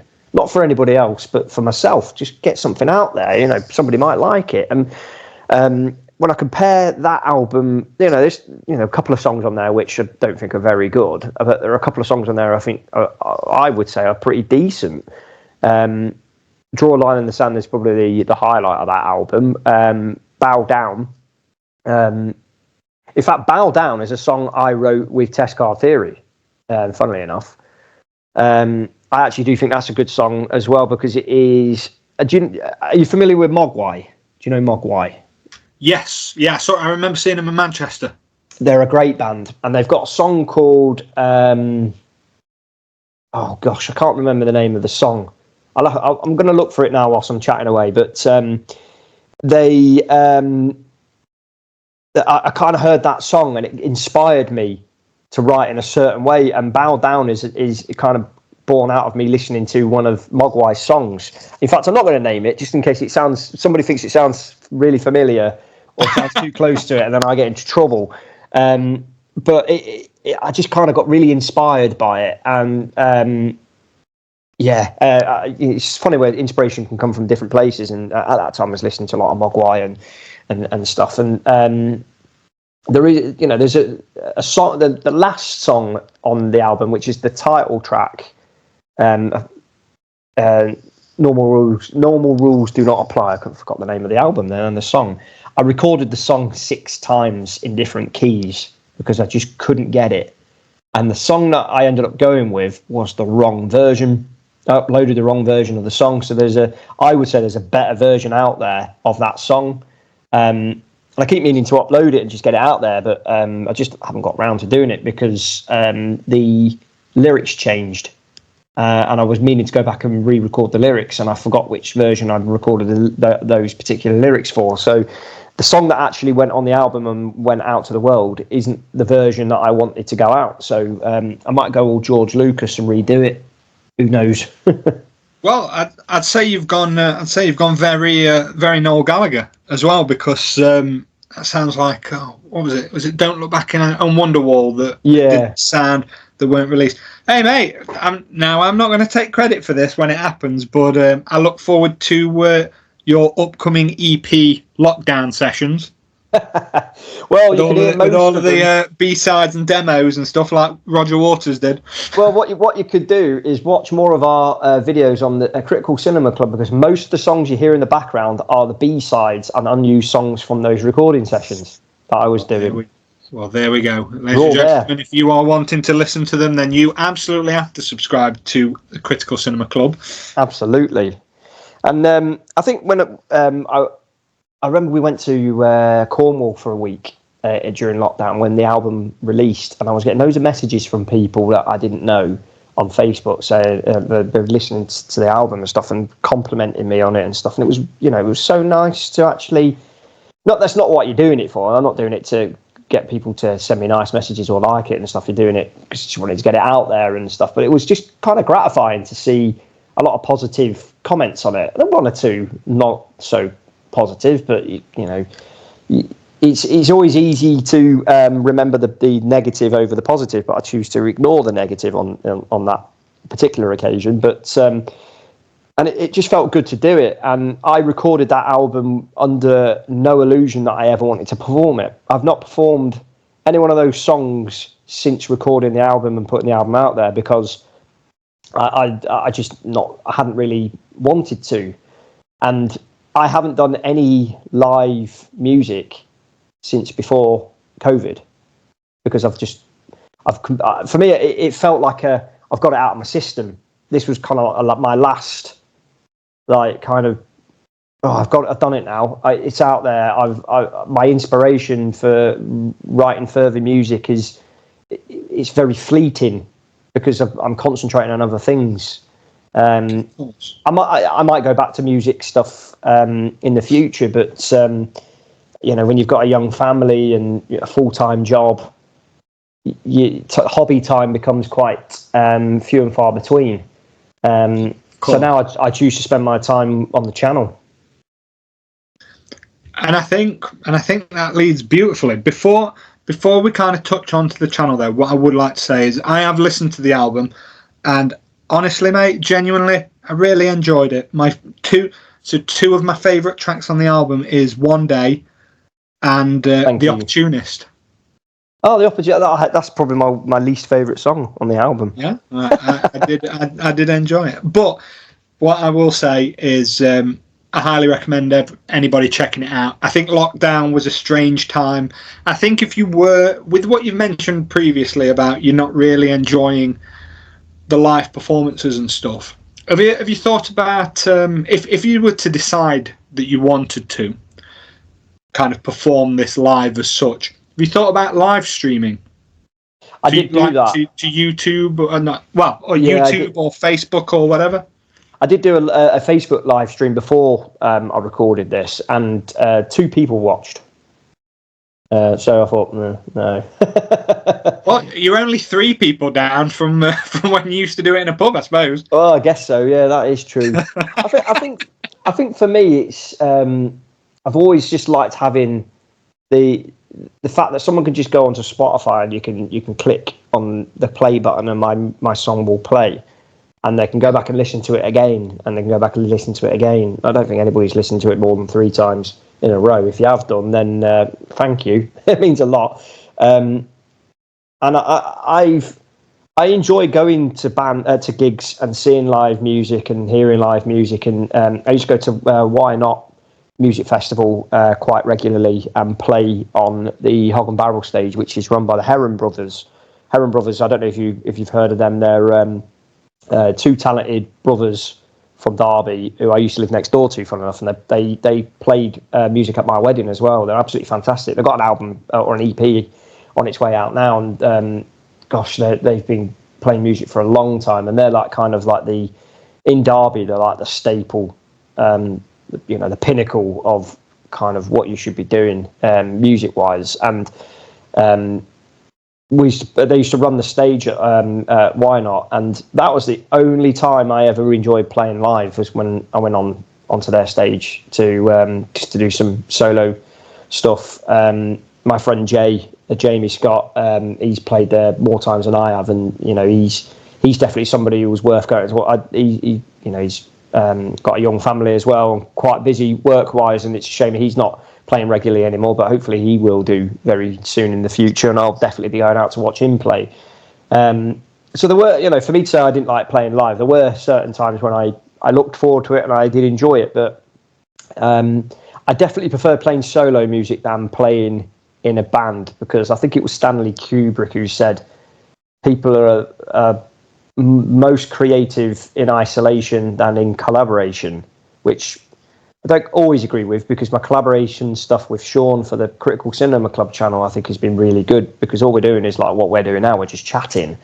But I did always find that writing songs, recording songs and editing them, I was better at it on my own than I was in a band, because you've got 4 or 5 different opinions trying to go in the same direction, which inadvertently go in different directions. And I criticised, when I was in Perfect Cadence, I criticised one of the EPs we put out because I didn't think it was mixed very well.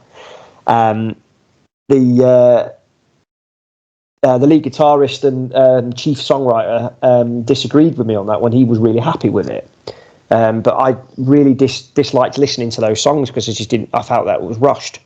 It was almost a case of, right, we'll record it, just do a quick mix and get it out there. And for me, I just felt like it could have had a little bit more time and a bit more love put to it to get it to a point where everybody could have been proud of it. And I just really didn't enjoy listening to it. It sounded too tinny and too rushed. That's probably the only other word I could really describe it as. So, but yeah, I've always preferred doing these things by myself, and playing Why Not was always quite a good laugh. I think I did 3 years playing on one or two of the stages there. It was always a good laugh. But I went there with a big group of people that I knew, and it was always a really good weekend. And that's kind of the things you miss from your youth. I couldn't do that now, to say the least. No, mate, certainly not. Certainly. But, dude, thank you so much for sharing that. It's been fascinating to hear about, because obviously, you listen to the music, you feel like you get a sense of who a person is, but then, you dig a bit deeper and you find out, actually, there's much more to it than I ever could have envisioned. And that's one of the reasons why we have these conversations. So thank you for sharing that. No worries. It's been a pleasure. So moving from that now into Critical Cinema Club. Yes. I'm looking forward to talking about Critical Cinema Club. So I've obviously spoken with Sean, who's your co-creator of this fantastic YouTube channel. Really enjoy it. And I know I've kind of seen, from an outside perspective, I've seen a lot of the work that goes into it. I'm sure there's much more that I haven't seen, obviously. But you guys are very, very passionate about this. And what I love, and this is where I'm going to start it off, I'm going to try to get you on the back foot here, and I'm going to say, Star Wars or Star Trek, pick one. I'd have to go with Star Trek, because there's a lot more good content than there is Star Wars. You've got 3 decent films, 3 excellent films of Star Wars. You've got a lot more excellent films, Star Trek, and then you've got at least 3 excellent series in the original series, Next Generation and DS9, and then if you like, Voyager. So for me, there's just more content. There's more there to enjoy. Star Wars, you couldn't keep repeating watching those first 3 films over and over again, because you just get bored of them eventually. Definitely. So in terms of longevity, you believe that Star Trek kind of still... Does Star Trek still have much more opportunity in the future? Not under Alex Kurtzman. I think it's, as a showrunner and somebody who has a very blinkered view of what Star Trek is, I can see nothing but failure in the franchise going forward if he's involved. And there are 2 people this was previously only one until Picard season 3, but there's now 2 people I think would be much better suited to leading in fact, no, 3 people. People would be better leading Star Trek going forwards. One of which is Terry Matalas, who was the showrunner on Picard, who completely got Star Trek. He got The Next Generation and he got the original series films. And you can see the influences there, and you can hear it in the sound effects and the musical scores.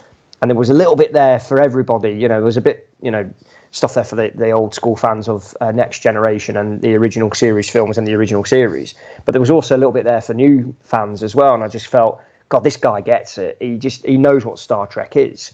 Alex Kurtzman he infuriates me when I see that his contract keeps getting renewed by Paramount to keep going forward with it. And the other two guys, one of them is Ronald D. Moore, who was one of the writers on The Next Generation and DS9, and I think he may have been involved with Voyager as well to an extent.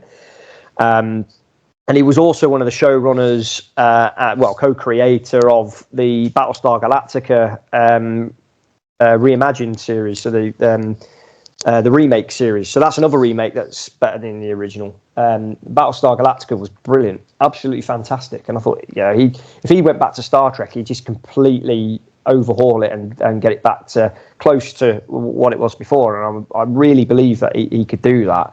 And the other one is Nicholas Meyer, who was the writer and director on Star Trek 2 and 6, and one of the writers for Star Trek 4. Again, for someone who came into Star Trek not knowing that much about it, went into Star Trek 2 and created the film that he did with he had to rewrite a script based on 6 other scripts or 5 other scripts and coupling things together in 12 days, and then directing what I would say is a film that is just as good as The Empire Strikes Back. And people can shoot me for that if you want, but that's a hill I'm willing to die on. He's somebody else that I think could really get Star Trek going in the right direction. But under Alex Kurtzman, I think it's dead in the water. And at what point in any kind of franchise, but obviously with this, let's take something as beloved as Star Trek, at what point do you think that it is time for it to be dead in the water as such? Or what's the right time to end a franchise? When it's on a high.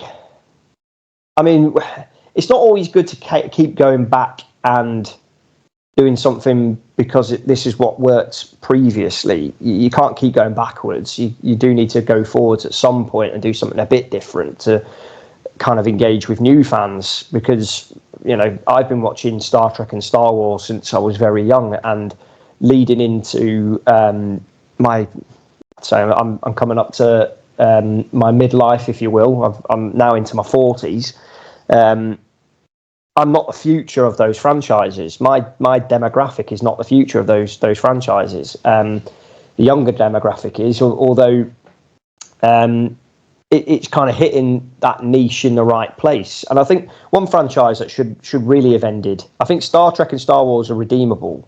A lot of people wouldn't agree with me on that one, but one sci-fi franchise that I think is beyond saving is Doctor Who, because of retconning everything that the Doctor character was always thought of ever since the 60s all the way up until the mid-2000s, mid-2010s, even further on.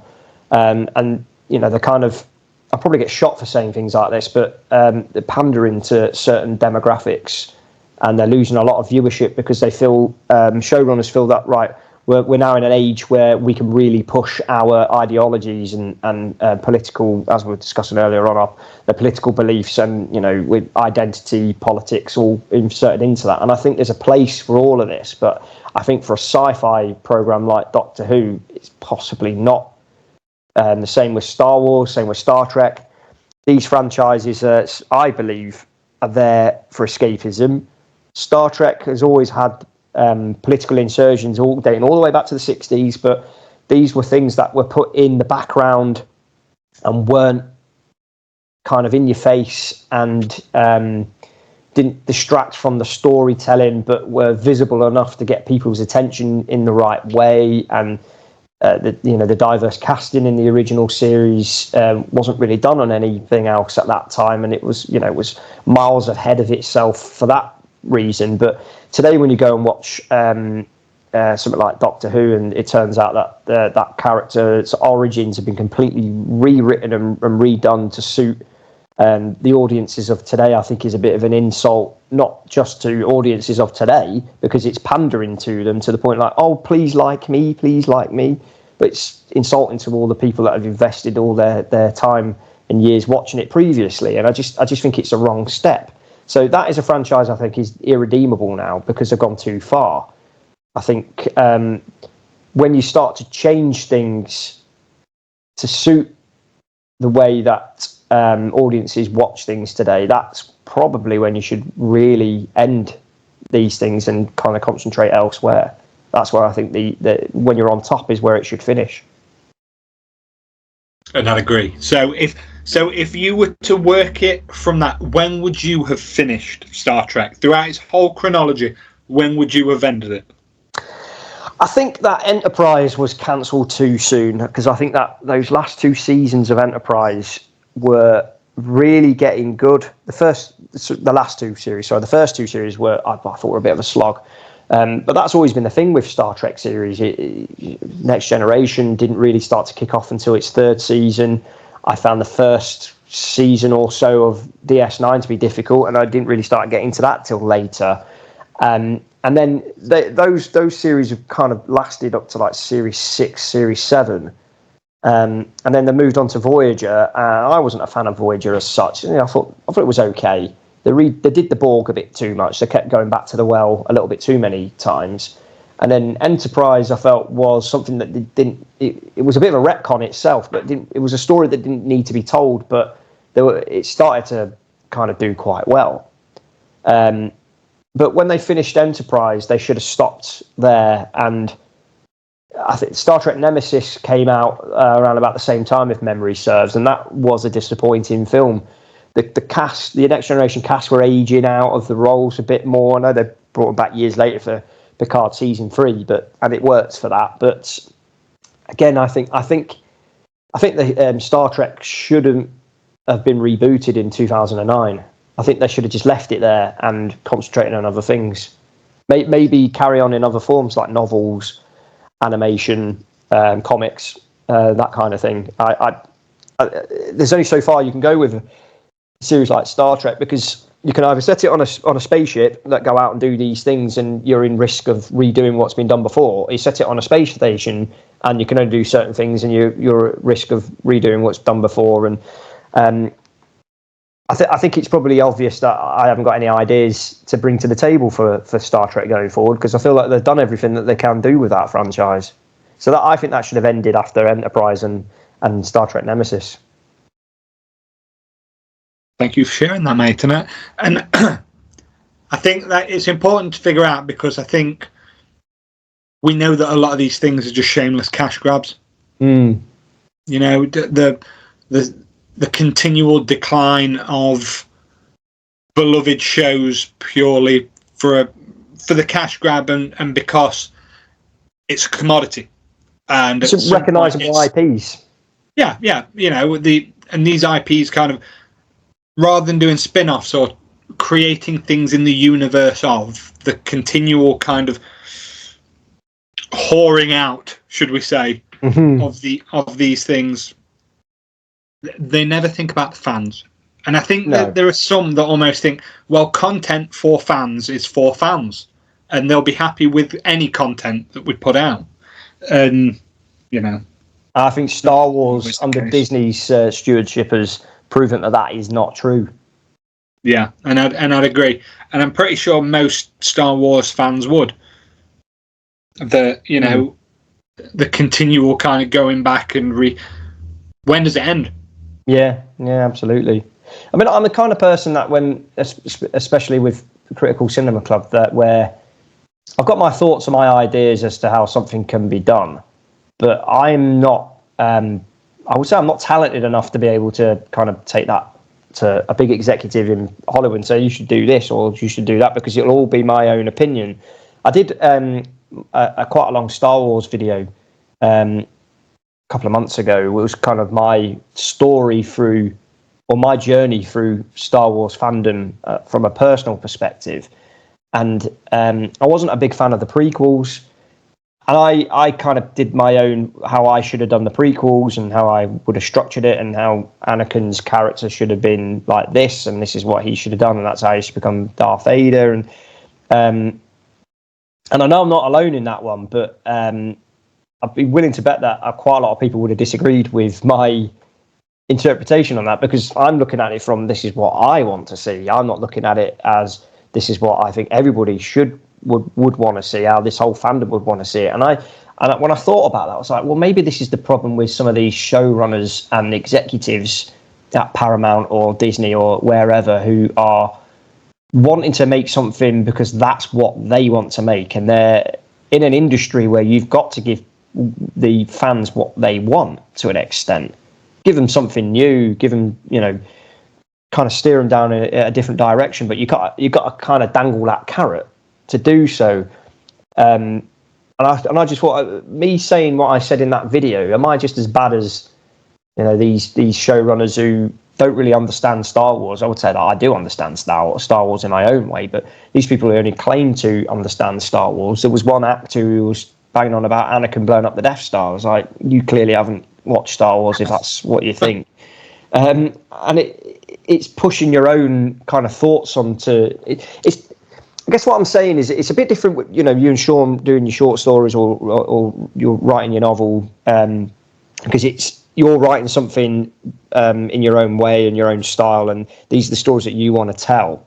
But I feel that when you've got a big franchise with hundreds of millions of fans out there, not saying that you guys haven't got your fans out there for what you do, but at the same time, it's hard for you to write a book or a story catered to thousands of people out there, whereas I'd say that something like Star Wars or Star Trek, you can cater it because you know what people like in that kind of world, in that bubble, in that Star Trek bubble, that Star Wars bubble. You know what people will gravitate towards, what kind of stories they want to see, what kind of characters they will connect with, and that's the beauty of those franchises. And I just don't feel that the people at the top understand that.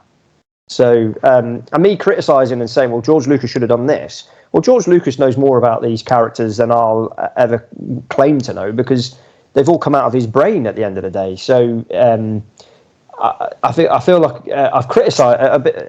Sorry, I feel like I'm a bit of a hypocrite in that respect. But at the end of the day, I think my version of the prequels would have been far better. And I think that just because you didn't, shall we say, birth these characters into being, doesn't also mean that you should have a say in their trajectory. I think as a fan, you have the absolute right to believe that that something that matters to you ultimately is treated with the dignity and respect that it deserves. I think some of the fan novels, I think they're now the extended universe stuff.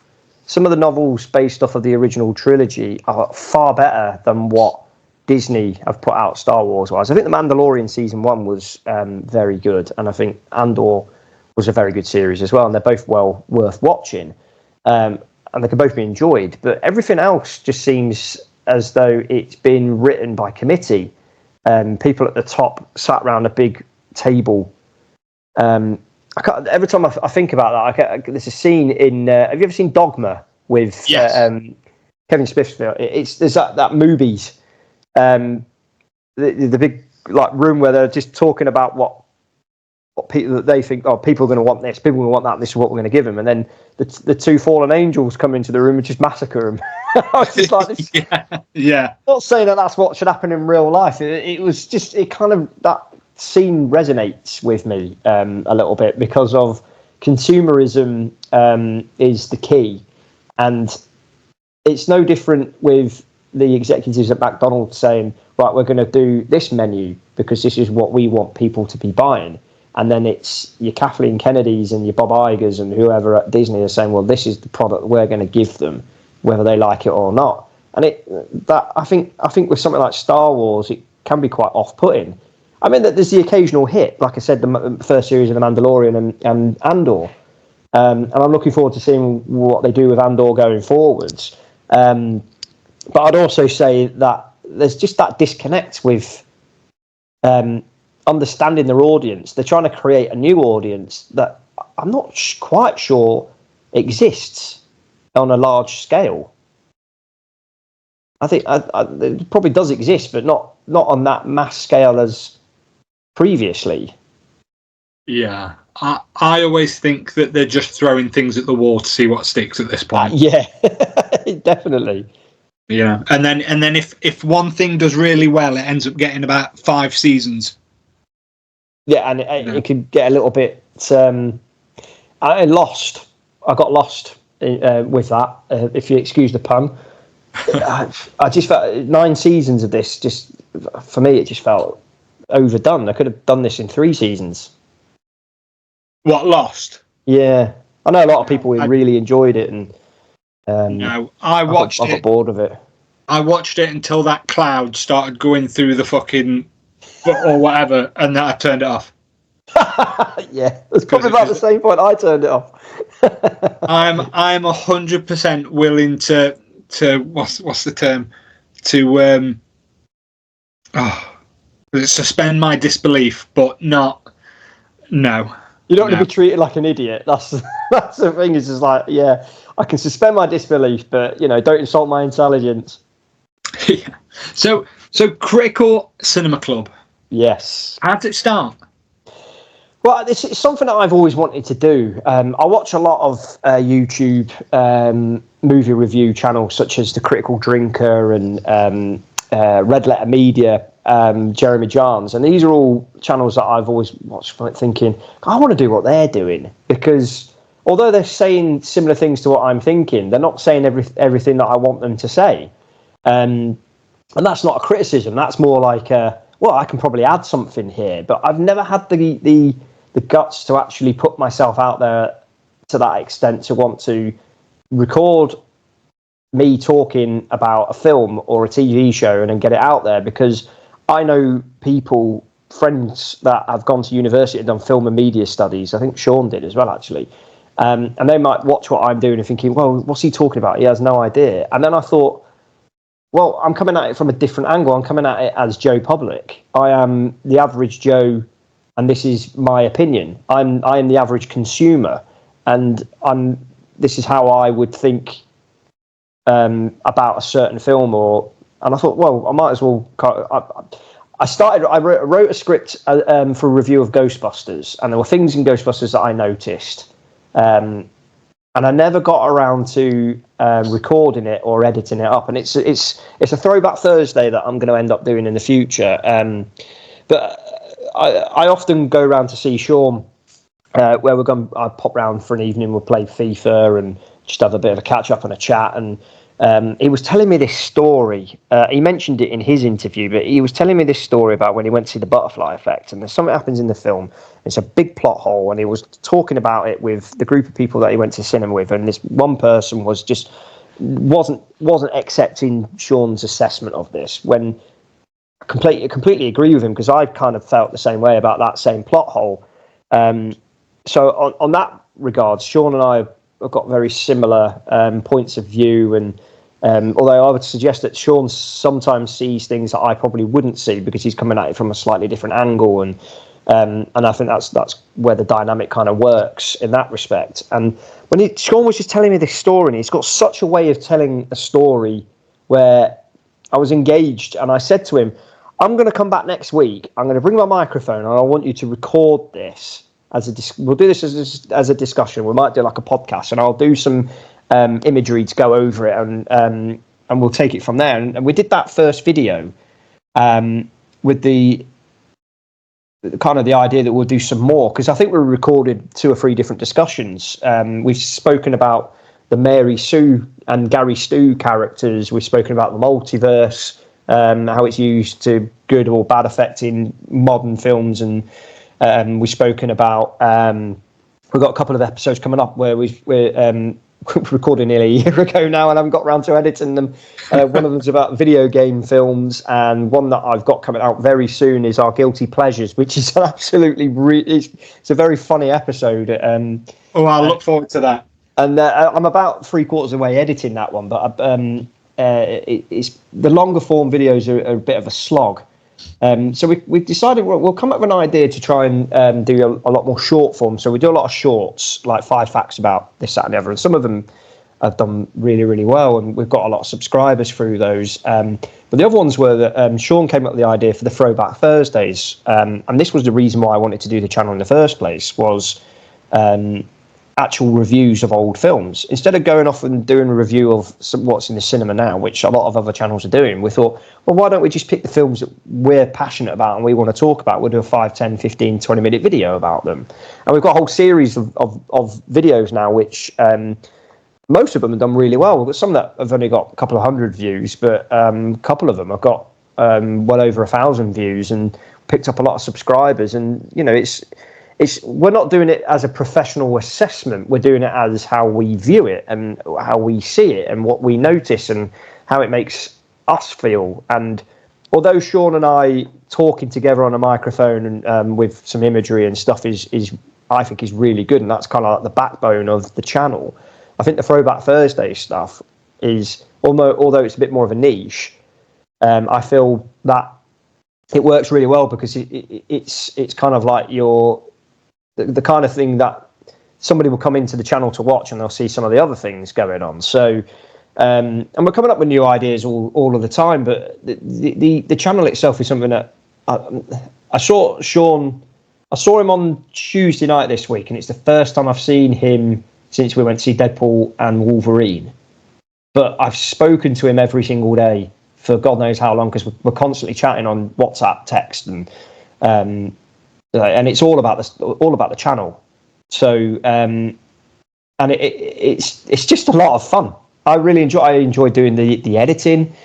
It can be a slog. One of my favourite videos that I've done is a video about Thomas the Tank Engine, about how dangerous the railway is on the Isle of Sodor, because my daughter's been watching a lot of Thomas, and I'm like, every other episode there's an accident. I think this is carnage, this is. And I did a little video about that, and it's actually done quite well. And it was tongue in cheek. I laughed my head off watching that. Oh, did you watch that one? Yeah, my wife was laughing at it because I had it on, and she just kind of cottoned on to what was happening at some point and started laughing, and I said, oh, this is Critical Cinema Cut. This is the one I were on about, and she was laughing her head off and all. Oh, that's good to know that it's got the right reaction. I think some of our videos are quite funny. I've done the one that you mentioned earlier in the video. Earlier in the discussion. See, you can tell I do a lot of videos because I'm referring to this as a video. The what's next for the Alien and Predator franchise, and I try to somebody that's quite I wouldn't say serious, but it's more formal in terms of what I'm trying to explain. Because Sean did a similar video for Transformers, which was done really well, and one for Spider-Man, which hasn't done as well as we'd have hoped, and would have thought would have done even better because Spider-Man's quite a popular character. But we both like to try and insert our little moments of comedy into it, and you'll occasionally see a clip of Ricky Gervais pop up, or I'll have Stone Cold Steve Austin pop up saying what, or there will be in our earlier days, Ian Beale used to appear quite a lot in our videos, and we were talking about this the other night. I think we should bring Ian Beale back. So we're trying to come up with new ideas, most of which are individual videos. So I'll do a lot of videos on my own, and Sean will do videos on his own, and then we'll do the occasional video together. And I think when we're talking together and we've got that kind of back and forth, I think it works really well. And it's they would be the videos that I would prefer to do all the time, but it's just too much work involved, especially when we've got a full-time job. And I've got a couple of things coming up in the future where I've got a whole series written out and mapped out now, which is what videos to recommend, films to recommend. So it's each one would be a list of 5 films worth your time. So the first one is 5 cult classics worth your time. I'm not going to tell you what films they are yet, because I want you to watch the video to find out.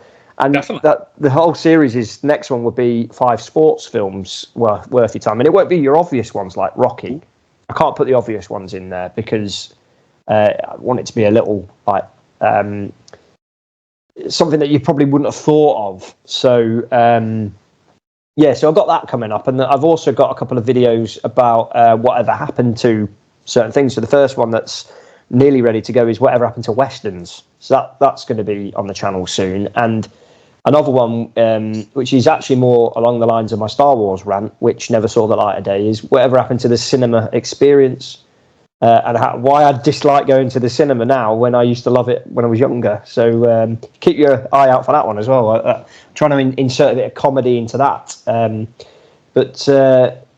Yeah, I mean, the channel is something that it's kind of like my sole focus now out of work and family life. And it's something that I know Sean's got a lot of other things going on. So you'll see more stuff from myself than you will Sean. But when Sean has got the time to do stuff for the channel, it's usually really high quality and kind of blows my stuff out of the water a bit. So I've got to do a bit more than him just to compete.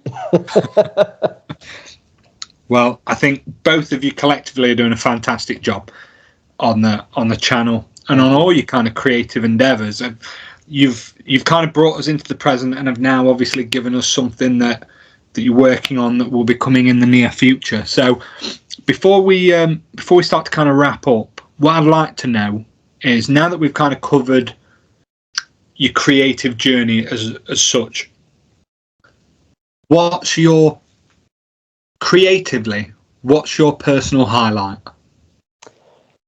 Personal highlight would be, I've probably got a couple there that I've really enjoyed the channel stuff so far. I think our Mary Sue video that Sean and I did is my favourite overall, that I would recommend anybody to go and watch. I just think it's such a fun discussion between the two of us. Music-wise, playing the solo stuff at Why Not was great. Releasing the second album, I just enjoyed getting that out there. I think that was... It was, I've gone through, I didn't mention this one earlier, but I had a couple of back surgeries back in 2019, and couldn't really do too much during those times. So I was kind of doing a little bit of music at that point, when I could actually get the guitar around my neck and playing it, and that for me, being able to get out and play music again after because I was able to go on a little bit of a creative journey when I had so much time on my hands, because I was off work for 6 weeks per operation, and I needed something to do. So I was either stood up playing Red Dead Redemption 2, or I was writing a bit of music and songs for the bands that I was the band that I was in, not Test Car Theory, so Perfect Cadence, and a couple of stuff that kind of morphed into my solo stuff. So I'd definitely say that my highlights were, the playing at Why Not was probably one of the best things I ever did as a solo musician. Can't really remember too many of the gigs I did in any of the bands, apart from one of the festivals I did with Test Guard Theory, and I can't remember where that was. I think it was Dovedale or somewhere. That was a lot of fun. Playing at the Maze in Nottingham, in fact, with Perfect Cadence on my second date with my wife, because I thought that was a good gig. There was a lot of people there, and it was the first time my wife saw me play music. In fact, it was only the second time I'd seen her in person, because we met on Tinder. Wow. So that, for me, is probably the biggest highlight. Wow. I can't give a short answer, can I? I'm like a politician. Hey, there's absolutely nothing wrong with that, and this is the podcast for those kind of answers. This should have been a 25-minute discussion. We've been here for over 2 hours. Well, anybody listening to this who's listened to any of the other episodes will know that this will never be a 25-minute conversation. But no, mate, I love the honesty. I love hearing you talk about things that you're very passionate about. I think that it speaks volumes for itself, and I find it with every person that comes on this podcast, because what tends to happen is, leading up to the podcast, they'll kind of think, well, I've not really got anything to talk about. I've not really, because nobody really gives themselves the credit that they deserve. And it's not until you get them on here and they start talking, and I'll hope the same thing for you that happens with the other guests, which is, once this podcast ends tonight, I hope that, when you get in bed later and you lie down, you think to yourself, you know what? I've actually done so much I should be proud of. Mm. And I just never really think about it until you come on to something like this and you actually discuss your story. Yeah, absolutely. And it's all about that lesson. And then it's moving on. And because my hope is always, through you telling your story here, you understand the impact that you've had, but also I'd like to think that somebody listening to this who is interested in being creative, they'll listen to your story and they'll think, wow, well, maybe I should do it then, because because hearing Colm talk about it, it's really kind of fueled me up, and now I'm inspired. I want to go and do it. Absolutely. I mean, I'll probably get into bed tonight thinking, God, I talk a lot of crap, don't I? I must have bored the arse off anybody listening to this. Poor Matthew. No, man, you've never got to worry about me. But no, I really appreciate you coming on. And is there anything that you would like to share moving forward? I got the pitch from Sean about this short film that we're making. Yes. So I won't divulge too many details to the wider world. So I'm sure Sean's already told you his ideas of it, but it seems quite intriguing. I'm quite up for it. Absolutely. And I'm not sure when this episode will be released, but Sean and I will be attending a Comic-Con in Birmingham in early, I think it's on the 1st of December actually, and we're going to try our best to get as much footage as we can on that and do a video and see if we could get anybody to chat to us for a couple of minutes on camera. Might get thrown out, who knows, but we're going to give it a go. So that'll be a video coming up in December at some point. Fantastic. Is that MCM Expo? I think so. Sean bought the tickets. Amazing. Yeah, end of November, start of Well, fantastic. Yes, I think it is. Well, yeah. This will definitely be out by then. I suspect, if I'm right in thinking, that this will get released this weekend. Oh, excellent. But to obviously to the listeners and to anybody that's, if you're going to be there, the guys will be there. So so check it out. And dude, no, that's awesome. Thank you very much for sharing that. No problem. It's been an absolute pleasure, and thank you very much for letting me rabble on. I've really enjoyed it. Good, and I'm glad. And it's been an absolute pleasure to have you here. Thank you. Ladies and gentlemen, that has been Colm Richardson. He has been fantastic, and I hope, as with everything we've discussed, I hope that you will take something away from this and you will apply it to your lives. But until next time, what I would like for you to do is I would like you to go on Spotify and I would like you to listen to Colm's albums, A Familiar Story and Normal Rules Do Not Apply. I would like you also to go and subscribe to the Critical Cinema Club on YouTube. You've had 2 episodes now, and the guys are fantastic and their work is great, and I highly recommend that you add it to your watch list. From me, that's it. So thank you so much for coming, and as always, good night. Thank you.